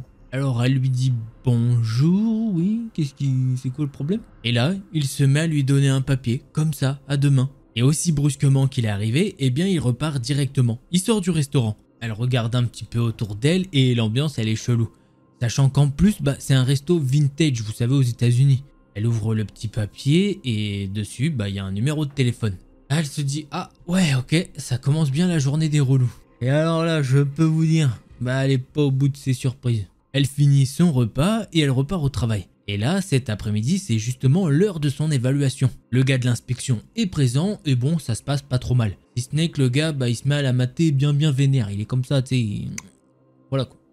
Chelou. Sachant qu'elle se dit qu'il est un petit peu dégueulasse. Il a la cinquantaine et elle a la 26, donc c'est un petit peu chaud. Bon, mis à part ça, ça s'est bien passé. À ce moment-là, elle pense qu'elle a réussi son évaluation car elle a fait du bon boulot quand même. Bref, elle rentre chez elle à la fin de sa journée de boulot. Et ça se passe plutôt bien. Elle est rentrée chez elle depuis 5 minutes et là, elle entend la sonnette d'entrée. Elle se dirige vers la porte et devant elle, ses deux petits enfants accompagnés de leurs parents un petit peu plus loin. Et le problème, c'est que Lena, en fait, elle a pas de bonbons sur elle. Alors, elle leur donne des plaquettes de chocolat. Bon, c'est tout ce qu'elle avait, c'est tout ce qu'elle avait, hein. Une fois que c'est fait, elle décide d'aller au magasin du coin pour aller acheter des bonbons. Elle rentre chez elle et il y a des enfants qui sonnent par intermittence. Ça commence à se calmer à partir de 21h. Et à 22h23, quelqu'un sonne à la porte. Elle s'en souvient très bien car elle a regardé son téléphone pour voir un peu quelle heure il était. Elle se disait les gosses ils restent dehors un petit peu tard quand même. Elle ouvre la porte et là devant elle, non, c'est pas des enfants, pas du tout. C'est deux adultes de 1m90. Et surtout, ils ont une particularité. C'est deux frères jumeaux qui se ressemblent vraiment comme deux gouttes d'eau. Quand elle les a vus, elle a bien flippé. Car ils sont, un petit peu chelous. Le visage, il est maquillé tout en blanc, sauf que autour des yeux, c'est maquillé en noir. Et les cheveux, ils sont totalement en arrière et gominés. Elle les regarde et d'un coup, ils se mettent à parler en synchro et ils lui disent « Un bonbon ou un sort ?» Enfin, version américaine. Elle les regarde en mode vous êtes pas un petit peu grand pour des bonbons quand même? Elle leur dit ça, mais elle leur dit aussi « Bon, sympa votre déguisement. » Elle leur dit alors « Bon allez, moi je vais aller dormir, donc bonne nuit à vous. Hein. » Les deux gars ne disent rien du tout et du coup, elle décide de refermer la porte. Elle retourne dans son salon et de nouveau ça sonne. Elle revient devant la porte et elle l'ouvre. Et les deux gars sont devant elle. Elle leur dit « Bon, ça y est, là je vais aller dormir, arrêtez, sinon... » je vais appeler la police. Elle repart alors dans son canapé pendant 2 minutes et elle va dans sa chambre car faut bien aller dormir. Elle file au lit et elle s'endort. Elle est alors réveillée car elle a pu entendre un bruit dans sa chambre. Elle ouvre les yeux un petit peu la tête dans le coltard et là elle se retrouve nez à nez avec les deux jumeaux juste devant elle. Elle bug littéralement. Elle se dit c'est pas possible, je suis en plein cauchemar. En fait elle se dit je suis pas réveillée. Du coup elle se met une bonne claque. Et en fait, elle la sent passer cette claque, étant donné qu'elle n'est pas dans un cauchemar. Enfin, du moins, pas un vrai cauchemar endormi, quoi. Puisque ce qu'elle est en train de vivre, c'est une dinguerie sans nom. Elle se demande comment ces deux gars ont pu rentrer chez elle et qu'est-ce qu'ils lui veulent. Elle leur gueule dessus en disant qu'ils devraient se barrer d'ici, sinon elle appellerait son père qui est policier. Et ça va très mal se passer pour eux. Les deux gars ne bougent toujours pas et ne disent rien. En fait, ils la regardent avec leurs yeux noirs et limite sans vie. Parfois, ils se mettent à pencher la tête de droite à gauche, comme s'ils tentaient de la scruter. Elle se dit donc que c'est trop pour elle et elle essaye de se frayer un chemin entre eux deux pour aller chercher son téléphone qui est sur sa commode un tout petit peu plus loin. Sauf que malheureusement, les deux gars l'immobilisent dans son geste et encore une fois, ils ne disent rien. Mais l'un des deux jumeaux va sortir quelque chose de sa poche. C'est un épais scotch pour lui mettre sur la bouche. Il va également sortir du rilsan. C'est un collier de serrage en gros. Il va lui mettre ça autour des mains et des pieds. À partir de ce moment-là, l'autre frère va sortir de la pièce sans dire un mot. Et il va aller dans une autre pièce. Et Lena, elle peut entendre qu'il est en train de traîner quelque chose. Elle sait vraiment pas ce que c'est, mais elle se dit que c'est pas bon pour elle. Après quelques secondes, il est revenu avec à la main une chaise. Elle se dit mais qu'est-ce que c'est que ce bordel? Ils veulent m'attacher pour cambrioler? Elle essaye donc de dire à travers le scotch que c'est pas la bonne maison. Il y a vraiment pas grand chose à voler ici, puisqu'elle vient d'emménager il y a pas tellement longtemps et qu'elle a pas d'objet de valeur. Sauf qu'elle sait pas s'ils ont bien compris ce qu'elle était en train de dire, étant donné qu'elle avait du scotch sur la bouche. Mais bon, ça n'aurait rien changé à tout ça, car ils vont la faire asseoir sur cette chaise et ils vont l'attacher à celle-ci. Et de leur côté, les deux jumeaux vont s'asseoir sur le lit et la regarder comme ça, dans les yeux, sans rien dire. Il n'y a pas un mot qui sort de leur bouche. Même entre eux, ils se regardent pas, ils disent pas un mot. Ils vont pas sortir de la pièce, ils la regardent juste droit dans les yeux, avec de temps en temps un petit mouvement de tête sur le côté, comme ça là. C'est creepy, oui. Et ça, vous vous dites que c'est bien flippant. Mais ce petit manège, il va durer pendant plusieurs heures. Lena, elle reste donc assise sur sa chaise sans rien pouvoir faire. Puisque de base, elle est déjà attachée, mais en plus, elle est attachée à la chaise. Et puis même si elle arrivait à défaire ne serait-ce qu'un lien, ils sont devant elle et ils pourraient directement lui remettre. Et ça pourrait être encore pire du coup. Mais elle se pose toujours cette question. Qu'est-ce qu'ils me veulent? Ils ont pas l'air de vouloir cambrioler. Ils ont pour l'instant pas l'intention d'abuser de moi. Alors, qu'est-ce qu'ils me veulent sérieusement? Et à un moment, par la fenêtre, les premiers rayons du soleil commencent à faire leur apparition dans le ciel. Et c'est à ce moment-là que tout va changer. Les deux jumeaux vont se lever, ils vont se regarder, hocher la tête et ils vont défaire les liens entre Lena et la chaise. Mais pas ceux qui retiennent Lena, c'est-à-dire les mains et les pieds. Ils vont la regarder une dernière fois et ils vont sortir de la chambre. Lena, elle cherche pas vraiment à comprendre. Elle se déplace comme elle peut vers la commode et attrape avec difficulté son téléphone portable. Elle appelle alors son père via un petit raccourci sur son téléphone car oui, pour le coup, son père est vraiment policier. Et elle lui fait plus confiance à lui qu'à d'autres policiers lambda. En fait, elle l'appelle pas vraiment. Elle appelle, elle raccroche, elle appelle, elle raccroche. Vu qu'étant donné qu'elle peut pas naviguer sur son téléphone avec les mains accrochées dans le dos. Et elle spamme vraiment comme une folle, elle dit qu'elle a laissé plus de 50 appels comme ça. Et heureusement pour elle, son père il a compris que quelque chose était chelou. Puisqu'il a débarqué avec une voiture de patrouille. Il est arrivé devant la maison de Lena et il a utilisé le double de clé qu'il avait. Il a crié son nom dans la maison et ne la voyant pas, il est monté à l'étage et enfin, il a pu voir l'horreur devant ses yeux. Sa fille bouche à moitié scotchée car elle a réussi à s'en enlever une petite partie, en se frottant un petit peu contre les meubles ou quoi. Bon, là, il va clairement pas lui enlever le scotch délicatement, mais bon, c'est pas grave. Il lui demande alors ce qui s'est passé. Et elle essaye de lui expliquer, mais surtout au début, elle lui dit mais détache-moi, ça commence à vraiment me faire mal. C'est ce qu'il va faire après être allé chercher un ciseau et c'est là qu'elle va lui expliquer toute l'histoire. Et d'ailleurs, son père, il est limite plus choqué qu'elle. Lui-même, il se dit mais qu'est-ce qui s'est passé? Pourquoi ces gars lui ont fait ça? Il lui dit alors qu'il va les attraper et qu'ils vont payer pour ça. Et justement, après une bonne enquête de la part de son père et de ses collègues qu'il a bien motivés, ils ont réussi à regrouper des informations. Et ils ont trouvé qui étaient ces gars. Les deux jumeaux ont été attrapés à plus de 150 km de là. Une fois interrogés, ils ont expliqué qu'ils lui ont fait ça pour faire ressentir la peur d'Halloween. Car attention, selon eux, elle n'était pas dans le mood de la magnifique journée qu'est Halloween. Alors ok, vraiment, une dinguerie. Je sais pas si on se rend compte de la situation. Les mecs, ils vont la regarder comme ça. Regardez, je vais vous le faire pendant 3 secondes. C'est déjà très chiant. On se regarde là dans les blancs des yeux. Et moi, je bouge les lèvres. C'est chiant, hein, on est d'accord. Eux, ça va être comme ça pendant des heures. Ils sont deux, ils sont masqués. C'est le soir d'Halloween et puis ils sont pas censés être chez toi. Hein, voilà. Donc imaginez la terreur qu'elle a dû ressentir. C'est une dinguerie. Mais en fait, il se passe rien techniquement à la fin. Genre, elle a pas de dommages physiques. Mais mentalement, c'est C'est une dinguerie. Pour, je cite, excusez-moi, puisqu'elle n'était pas dans le mood de Halloween. Oh, excusez-moi, les petits choux. Alors, il y en a qui peuvent se poser une question aussi. Justement, elle a dit que, vous savez, à un moment, il y a un mec qui lui parle pas et qui lui remet un mot. Voilà. Et bah, il ressemblait pas du tout à eux. Voilà, c'est pas lié entre le premier mec au restaurant qui donne la lettre et justement l'un des jumeaux. En fait, je m'étais dit qu'à un moment, c'était peut-être un des jumeaux qui avait fait du repérage ou quoi. Et non, apparemment, ils ont fait ça totalement à l'improviste. Vraiment, ils ont fait ça. C'est pour ça qu'ils sont allés à plus de 150 km de là pour justement trouver une victime pour pas se faire choper après. Sauf que malheureusement, bah, ils sont tombés sur la mauvaise victime. Son père est policier et je peux vous dire qu'apparemment, il a bien motivé ses collègues pour que... Ah, c'est normal, après je pense que dans la police quand t'es comme ça, si peut-être il y a une enquête, peut-être que tu fais une prio sur cette enquête, tu vois, je pense qu'il y a quelque chose comme ça.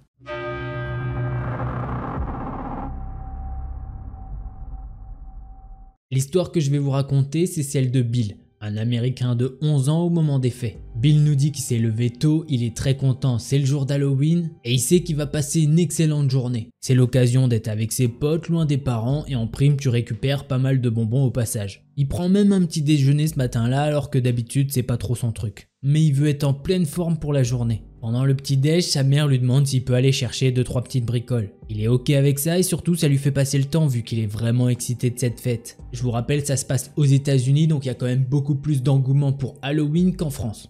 Il prend son vélo et il va au Walmart le plus proche. Une fois arrivé, il prend les 2-3 petits trucs demandés par sa mère et quand il rend service à sa mère, elle l'autorise à s'acheter un petit paquet de bonbons et tout. Mais aujourd'hui c'est Halloween, il sait qu'il va en avoir pas mal donc du coup il décide de pas s'en acheter. Du coup Bill se dit, allez tu sais quoi, j'achète des petites friandises pour mon chien. Il paye ses articles et il rentre à la maison. Le chien il est pas fou, il a direct compris qu'il y avait des friandises pour lui dans le sac. Il saute sur Bill et il lui fait plein de léchouilles. Bref, il donne les articles à sa mère et pour patienter, il va jouer sur son ordi. En même temps, il discute avec son pote Jimmy, sachant qu'il doit le rejoindre à 18h30 pour faire la tournée des maisons. Vers 17h, il commence à se préparer même s'il nous dit que ça lui demande pas énormément de boulot son costume. Il met quelques fausses cicatrices par-ci et là et un peu de faux sang. Bill il a aussi un t-shirt déchiré et surtout un masque. Ce masque il le décrit comme effrayant, il a un œil qui peut gonfler avec une petite pompe à air. Bill est tellement excité qu'il demande à son pote Jimmy s'il peut venir avant. Son copain est ok de venir en avance. Ils préviennent alors la troisième et dernière personne qui compose leur groupe, Carl. Bon, malheureusement, Carl il peut pas venir avant. Du coup, les deux amis décident de l'attendre dans un parc plus loin et que de leur côté, ils vont discuter un peu. 18h30, Carl les rejoint enfin. Ça y est, ils peuvent faire le tour des maisons. La récolte de bonbons est plutôt bonne. Ils rencontrent bien évidemment d'autres groupes de leur école et parlent avec eux au passage. Ils sont plutôt impressionnés par tous les costumes qu'ils peuvent voir. Ils sont encore mieux réalisés que les années précédentes. Il est maintenant 21h et c'est l'heure de rentrer pour les trois copains. Il leur reste quelques maisons à faire mais Jimmy et Carl habitent plus loin. Ils disent qu'ils doivent vraiment rentrer sinon ils vont se faire tuer par leurs parents. Bill il habite plus proche et il se dit qu'il peut faire encore 2-3 maisons avant de rentrer. Ils se disent donc au revoir et chacun part dans une direction différente. Jimmy et Carl partent pour rentrer chez eux. Et Bill s'avance vers le porche d'une ancienne maison. Il sait d'ailleurs qu'il va être gâté avec l'habitant de cette maison. C'est Monsieur Wilson. C'est un homme qui est proche des 70 ans et il connaît plutôt bien ses parents. Il les a même aidés plusieurs fois dans leur maison quand ils avaient des problèmes de plomberie ou d'électricité. Il nous dit que le Porsche est pas le plus stylé du quartier mais pour un homme de 70 ans ça va, il a fait des efforts, petite citrouille et tout. Il frappe donc à la porte et une dizaine de secondes plus tard, Monsieur Wilson lui ouvre la porte. Bill dit alors la fameuse phrase « Un bonbon ou un sort ?» Monsieur Wilson lui dit en rigolant « Oula, doucement mon garçon, je vais te donner des bonbons, vas-y entre, ils sont dans la cuisine. » Bill rentre donc dans la maison et suit le vieux monsieur vers la cuisine. Monsieur Wilson prend le saladier contenant les bonbons et malheureusement il ne reste que 3 bonbons qui se battent en duel. Il dit donc à Bill « C'est pas grave mon bonhomme, j'en ai acheté plein pour l'occasion, d'ailleurs c'était plutôt calme aujourd'hui. » Il lui dit tout ça en marchant dans la maison et il se retrouve dans un garde-manger près du garage. Bill est juste derrière le vieil homme et il voit sur une étagère une vingtaine de paquets de bonbons. Monsieur Wilson le regarde et lui dit « Tu sais quoi, c'est bientôt fini, je vais pas tarder à aller dormir. Tu peux en prendre autant que tu veux. À mon âge, je mange plus ça moi. » Clairement, Bill se dit « C'est pas Halloween là, c'est Noël plutôt. » Il se débrouille comme il peut, il a son ancien sac de bonbons et là dans les bras, il a plein de paquets de bonbons. Bill le remercie et il lui dit qu'il va partir. Monsieur Wilson lui dit alors calmement « Oui vas-y fiston, tu passeras le bonsoir à tes parents. » Bill fait donc le chemin pour sortir de la maison. Il vient de faire 10 mètres quand soudain, il perd connaissance. On revient un peu en arrière et Jimmy vient de dire au revoir à Bill et Carl. Il marche une 50aine de mètres et se dit « Ah merde, j'aurais pu faire 2-3 maisons en plus avec mon pote.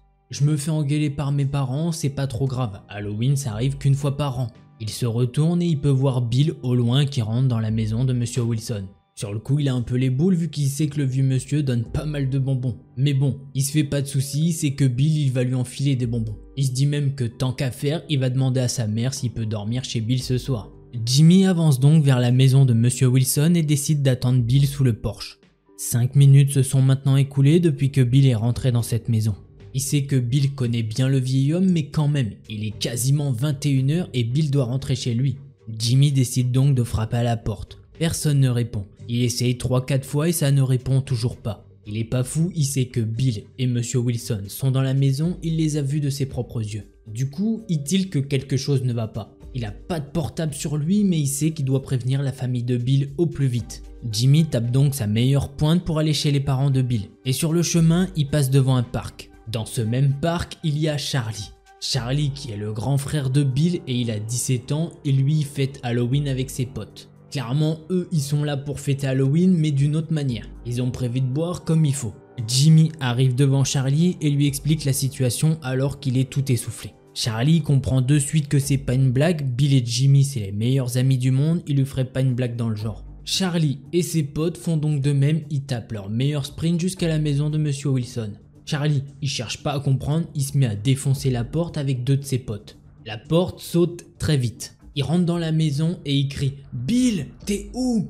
Ils se dispersent pour chercher. Charlie et un autre gars arrivent devant la cave qui est fermée mais ils peuvent voir sous la porte qu'il y a de la lumière. Rebelote, ils se mettent à défoncer la porte. Pareil, elle cède sous le poids des coups. Charlie arrive en premier au bas des escaliers et il a une vision d'horreur. Il voit son petit frère dévêtu et Monsieur Wilson devant lui en train de le prendre en photo.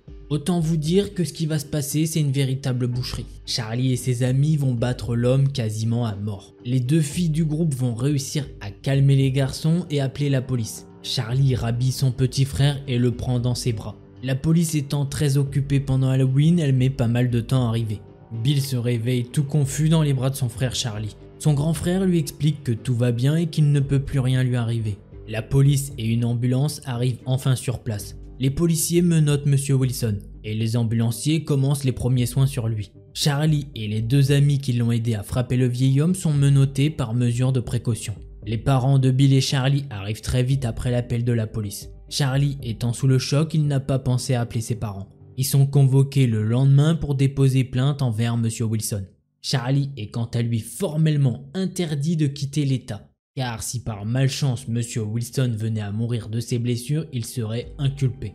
Petit bond dans le temps, 4 ans après. Bill fête toujours Halloween avec autant d'enthousiasme. Il est d'ailleurs maintenant toujours accompagné par son frère Charlie. Bill ne se souvient pas vraiment de ce qui s'est passé, pour lui ça a été vraiment très vite.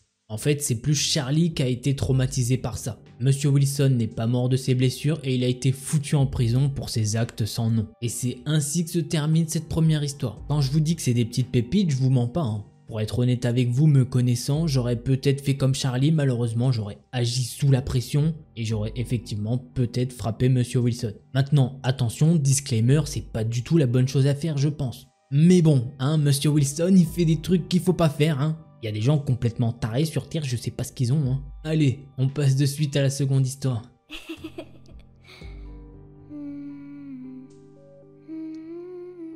L'histoire que je vais vous raconter, c'est celle d'Amy. Ça s'est passé il y a maintenant 8 ans, mais ça la fait toujours autant flipper. Amy, elle a 15 ans, c'est son premier Halloween qu'elle fête en dehors de chez ses parents. Elle est avec sa meilleure amie, Elise, qui a aussi 15 ans. Elles s'amusent donc comme elles peuvent un jour d'Halloween à 15 ans. Elles se sont préparées durant toute l'après-midi, puis vers 16 h, les parents d'Amy les ont emmenées en ville. Pour nous mettre dans le contexte, Amy nous dit qu'elle vit dans une petite ville, en montagne, et que tout le monde se connaît. Mais vraiment. Les parents d'Amy les déposent donc en ville. Elles font du porte-à-porte, maison en maison, pour récupérer des bonbons. Elles s'amusent comme des folles. Tout ça jusqu'à 20 h environ. La nuit est maintenant tombée et puis pour se faire peur, elle décide d'aller dans le cimetière de la ville. Ce cimetière il est à peu près à 15-20 minutes du centre-ville à pied. et qu'autour il n'y a rien si ce n'est de la route. Et pour rentrer dans le cimetière, il y a 2 entrées. D'ailleurs, elles vont check les 2 entrées pour voir si elles peuvent pénétrer dedans. Aucune des 2 portes n'est ouverte, du coup elles vont rentrer par effraction. Dans le cimetière, Amy et Elise se font peur.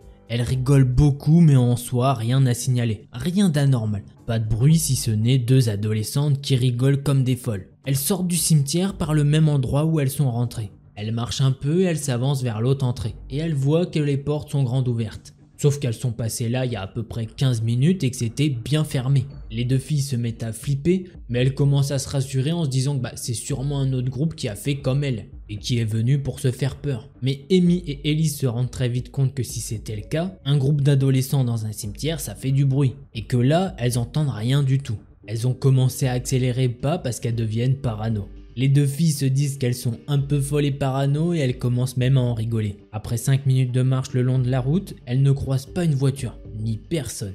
Mais Amy sent quelque chose d'étrange. Elle et sa meilleure amie ne se sentent pas bien du tout. Les 2 copines se retournent et voient alors un homme habillé tout en noir, assez grand et fin. Il porte un sweat noir et la capuche est rabattue sur sa tête. Là où elle marche, il y a quelques lampadaires qui éclairent faiblement le type qui marche derrière elle. Mais il ne s'est pas arrêté ou caché quand elles se sont retournées, il marchait comme un type normal. Les 2 amis vont donc rigoler là-dessus et se dire non mais on est vraiment parano. Mais en même temps, Amy elle a quand même des gouttes de sueur dans le dos. Sauf que le gars derrière eux, il fait aucun bruit. Et surtout il les dépasse pas alors que c'est un homme qui normalement va plus vite qu'elle. Puis à un moment, les 2 filles se retournent et regardent à nouveau derrière elles. Elles le voient plus, le gars a totalement disparu. Là, Amy et Elise flippent. Elles accélèrent encore plus le pas. Elles se retournent une 3e fois et le type est de nouveau là, bien plus près d'elles. Et il se retrouve sous la lumière d'un lampadaire. Les filles aperçoivent un visage et elles se rendent compte que c'est une personne qu'elles ne connaissent pas du tout. Et comme je vous l'ai dit tout à l'heure, c'est un petit village de montagne donc tout le monde se connaît. Les 2 copines vont donc courir et en même temps, Amy va appeler la police. Elles vont s'apercevoir que le type commence lui aussi à courir. Amy arrive à avoir un gendarme au téléphone, elle lui explique comme elle peut ce qui se passe tout en courant et elle commence à pleurer. Elle est terrorisée. Mais le gendarme au bout du téléphone, il pense que c'est une blague. Pour lui, c'est le 31 octobre et qu'est-ce qui pourrait se passer dans une toute petite ville comme ça? Le comble de tout ça, le gendarme, il se met à engueuler Amy et il lui raccroche au nez. Dans un instinct de survie, Amy nous dit qu'elle a continué à faire mine de parler avec le policier pour ne pas faire paniquer Elise et pour bluffer le type qui leur courait après. Amy a fini par crier assez fort au téléphone « Aidez-nous! On est le long de la route qui mène au cimetière !» À ce moment-là, Elise se retourne et elle trébuche. Amy s'arrête, elle fait mine d'être toujours au téléphone et elle essaye de relever sa copine. Limite, elle la traîne. Le type derrière elle a entendu ce que Amy a hurlé au téléphone et il a arrêté de courir. Il s'arrête d'un coup, tout droit comme un piquet et il se met à hurler. Il crie vraiment comme un dératé. Les filles, elles sont encore plus effrayées et elles lui crient dessus en lui disant qu'elles ont appelé la police et qu'ils vont pas tarder à arriver. Le type a traversé la route et il est parti en courant dans l'autre sens. Les filles ont fini par rejoindre le centre-ville. Elles sont rentrées dans un bar de la ville et elles ont raconté l'histoire au barman qui a fait venir les gendarmes finalement. Les gendarmes ont été choqués et ils ont fini par croire Amy et Elise. Ils ont fait une petite patrouille mais n'ont jamais retrouvé l'homme. Et c'est ainsi que se termine cette seconde histoire. Mais c'est quoi ce délire de vouloir aller dans des cimetières le soir d'Halloween? Vous aimez vous faire peur, hein? Alors est-ce qu'on est le 31 et du coup il veut leur faire peur et qu'il leur fera rien au final? Ou sinon il leur veut vraiment du mal? On n'en sait pas plus. Je sais pas ce que vous en pensez, vous pouvez me le dire. Allez, on passe de suite à la 3e histoire. La première histoire que je vais vous raconter, c'est celle de Bill. Il a maintenant 17 ans, mais quand cette histoire s'est produite, il en avait 14. Tout ça commence lorsque Bill doit rentrer des cours. Il nous précise que pour rentrer chez lui, il doit faire 1h30 à 2 heures de route à pied. Bon, je sais pas où il habite, mais c'est clairement chaud. Et apparemment, ça tombe pas n'importe quel jour. Ça tombe à la fin d'octobre, c'est-à-dire Halloween. Et mine de rien, il fait nuit assez tôt. Bill nous dit que sur les routes qu'il emprunte, il y a souvent du monde, donc rien d'inquiétant. Il y a des maisons, de la verdure, une sorte de parc. Il y a normalement beaucoup de passages et de bruit. Mais ce soir-là, il n'y a aucun bruit. Même pas un chat. Il nous dit même que sur le moment ça l'étonne mais que ça sort très vite de sa tête. Il se dit que c'est normal puisque c'est le soir d'Halloween, les gens ils font d'autres trucs. La nuit tombe vraiment et son instinct lui dit quelque chose. Mais pour l'instant il décide de pas y prêter attention. Mais au bout d'un moment il se dit que la boule au ventre elle est sûrement pas là pour rien. Il se sent comme suivi. Il a envie de se retourner pour vérifier mais clairement ça lui fait peur. Il va donc souffler un bon coup, prendre son courage à 2 mains et se retourner. C'est là que ses doutes se sont confirmés. Il y a bel et bien un homme crasseux avec avec une bouteille d'alcool à la main et une capuche sur la tête. Bill ne peut donc pas voir son visage. Cependant, cet homme ne lui adresse pas la parole et il est vraiment loin de Bill. Bill il a noté quelque chose, c'est que cet homme il fait pas mal de bruit avec sa bouche. Apparemment, il respire très fort. Bill continue donc de marcher pendant une bonne dizaine de minutes en essayant d'oublier la présence de cet individu. Jusqu'au moment où il peut entendre une voix rire et quelqu'un crier « Jeune homme !» Bill il fait mine de rien avoir entendu et il continue à marcher. Pour vous dire, il se retourne même pas. Mais là, il va entendre un autre cri « Jeune homme !» Bill ne se retourne toujours pas. Il a peur, il a un mauvais feeling. Et après quelques secondes, il s'aperçoit qu'il n'entend plus la respiration de cet homme. Plus un bruit, plus de pas. Rien. Comme vous vous en doutez, Bill il a le réflexe de se retourner pour regarder. Et évidemment, il s'est fait avoir, l'homme est bien là, devant lui. Le gars s'est arrêté de marcher et on dirait qu'il retient sa respiration. L'homme lui adresse la parole et lui dit alors « Ma jambe est blessée, tu peux m'aider, je t'en supplie ». Il lui dit tout ça avec une voix aiguë et paniquée. Forcément, Bill il se dit c'est pas du tout logique. Pourquoi il m'a pas averti avant? Du coup, Bill y répond pas et l'homme va alors se figer et crier « Viens m'aider maintenant !» Bill est complètement tétanisé et avec un élan de panique, il commence à rassembler toutes ses forces et décide de courir à toute vitesse. Bill entend l'homme faire exactement la même chose que lui. Tous les deux ont couru sur plusieurs mètres jusqu'à arriver dans une forêt, là où il a perdu de vue Bill. Une fois avancé dans la forêt, Bill il a réussi à se cacher dans un arbre. Le gars est en train de le chercher et il va alors s'arrêter devant l'arbre de Bill. L'homme va alors enlever sa capuche et Bill va devenir tout pâle en voyant ce qu'il va voir. L'homme est vêtu d'un masque blanc avec des taches rouges sur le côté gauche. Bill il peut voir que le gars est toujours en train de le chercher avec sa bouteille d'alcool à la main. Puis soudain, sans aucune raison apparente, l'homme va se mettre à rigoler. Suite à ce rire très bizarre, il va crier « Joyeux Halloween !» Ensuite, il va repartir. Bill il va rester caché dans l'arbre pendant un bon moment et une fois qu'il est sorti de la forêt, il a quand même tracé sa route. En rentrant chez lui, Bill en a parlé à ses parents. Ils ont appelé la police et ils ont fait une déposition. Et 2 semaines après avoir reporté ces faits, la police les a recontactés pour leur informer avoir aperçu le type de la dernière fois dans la même rue et qu'ils ont sûrement une théorie. Vu que Bill il emprunte toujours le même chemin pour rentrer chez lui, ce gars-là l'a pris pour cible et qu'il a décidé manifestement de l'attaquer le soir d'Halloween. Bill il sait pas du tout ce qu'il lui voulait cet homme-là et il espère ne jamais le recroiser. Voilà, c'est ainsi que se termine cette première histoire. Tu m'étonnes qu'il a pas envie de le revoir. Dites-le moi si vous voulez voir dans les commentaires, moi en tout cas j'ai pas envie de le voir. Hein. Oui, son truc il tient pas du tout la route. S'il te plaît, j'ai mal à la jambe. Mais gros, ça fait 1 km et quelques que tu me suis. Non, ça marche pas. Bref, le petit Bill il a eu chaud. Hey, don't you run away. Please stay. Stay with me. L'histoire que je vais vous raconter, c'est celle de Brian. Brian commence son histoire en nous disant: demandez à n'importe quel policier quelle est leur fête préférée et vous seriez surpris de savoir combien d'entre eux vous diront Halloween. Entre les fêtes, les violations de bruit, des rapports de fausse violence et les introductions par effraction, la plupart des officiers supérieurs prennent leur jour de congé. Brian a rejoint le service de police comme son père et son frère aîné. Il travaille dans une assez grande ville du sud-est des États-Unis. Brian a commencé sa carrière il y a 1 an et demi. Les 10 premiers mois, il travaillait dans la prison locale. Brian nous dit qu'après, il était heureux d'être promu à la circulation et de répondre aux appels domestiques. Donc ça le dérangeait pas de travailler le soir d'Halloween. Le jour d'Halloween, Brian doit travailler de 10h à 22h. La première partie de la journée se passe assez tranquillement. Il a eu quelques excès de vitesse et il a répondu à des appels pour des plaintes de bruit. Brian, il a le sentiment que cette soirée d'Halloween va être particulièrement agitée car ça tombe un samedi. Maintenant, Brian nous explique que sa ville est séparée en plusieurs zones. Les quartiers proches de la plage sont assez calmes et depuis qu'il y travaille, aucun crime n'a été commis sauf des bagarres, conduite en état d'ébriété sur la promenade, mais rien de très grave en soi. Brian doit se rendre dans la partie la plus dangereuse de la ville quand il reçoit un appel. Il a le signalement qu'il y a des décorations obscènes et peut-être du vandalisme. Étonnamment, les rapports viennent d'un quartier assez riche près de la plage. Brian suppose qu'il s'agit sûrement de quelques adolescents qui s'amusent et il a donc répondu. Il dit donc qu'il peut s'y rendre et qu'il sera sur place dans environ 10 minutes. En arrivant dans le quartier, Brian se rappelle à quel point les habitants de ce quartier sont vraiment riches. Des demeures de 3 étages bordent les petites rues. Bref, en arrivant à l'adresse qui lui a été signalée, Brian a remarqué un groupe de 5 à 6 personnes debout dans l'allée. La maison en question est située sur le coin de 2 rues qui se croisent, ce qui permet à Brian de voir facilement la cour arrière au-dessus de la courte clôture qui borde la propriété.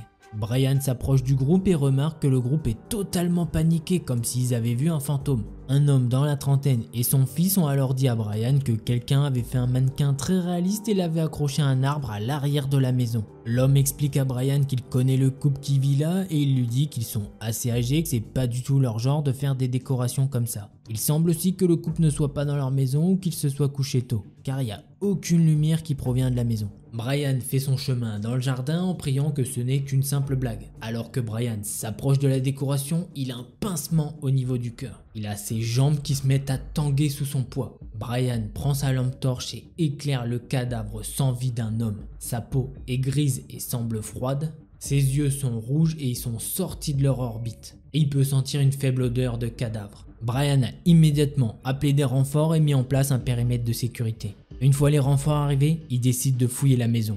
La plus grande préoccupation de Brian, c'est que la femme soit blessée ou même complètement inconsciente que son mari s'est pendu à l'arrière dans le jardin. Certains des voisins ont dit à ses collègues qu'au fil des années, l'état mental du vieil homme s'était dégradé. Après quelques minutes à frapper et dire que c'est la police, Brian et ses collègues ont défoncé la porte arrière.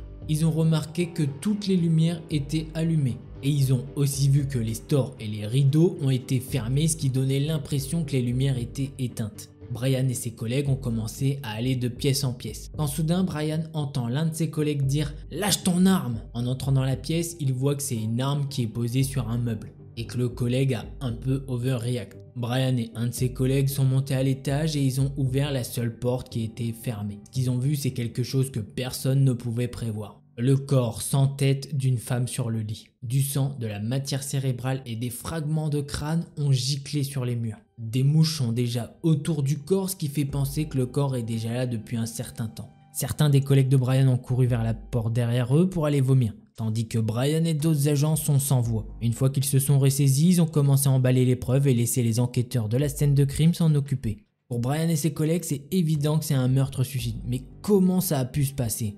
D'après les rapports d'une douzaine de voisins, le couple vivait dans la maison depuis quelques décennies et était bien accueilli par la communauté. Ils ont même pris l'habitude de donner régulièrement des bonbons pendant Halloween. Brian a fini son travail avec 2 heures de plus qu'il n'aurait dû finir, ce qui lui fait donc une très longue journée de travail. Brian nous dit aussi que c'est la première fois qu'il voyait un cadavre autre qu'à un enterrement. Les images du couple sont restées dans son esprit pendant des mois et même aujourd'hui, 6 ans plus tard, il ne peut pas oublier les yeux de l'homme pendu dans son jardin. À ce jour, personne n'a pu expliquer pourquoi le mari a fait quelque chose d'aussi atroce. Beaucoup pensent qu'il a été piégé dans un cambriolage qui a mal tourné, mais la balistique et les analyses ont confirmé la théorie qu'il a tué sa femme et s'est pendu ensuite. Inutile de dire que Halloween est la fête la moins aimée de Brian, et c'est ainsi que se termine cette 3e histoire. Je pense que le mari a tué sa femme et quelques jours après, il s'est pendu vu qu'il supportait pas de l'avoir tué, vu qu'apparemment le corps de la femme était là depuis déjà quelques jours. Si vous avez une théorie là-dessus, n'hésitez surtout pas. Et bah je te remercie d'avoir regardé la compilation jusqu'ici, ça me fait très plaisir en tout cas. N'oublie pas, tu peux aller voir la vidéo d'Arzil. Et si jamais tu veux une vidéo à moi, eh bien je t'invite à aller voir celle-ci. Allez, c'était Delcor, on se retrouve demain pour la vidéo spéciale Halloween. Juste les petits potes.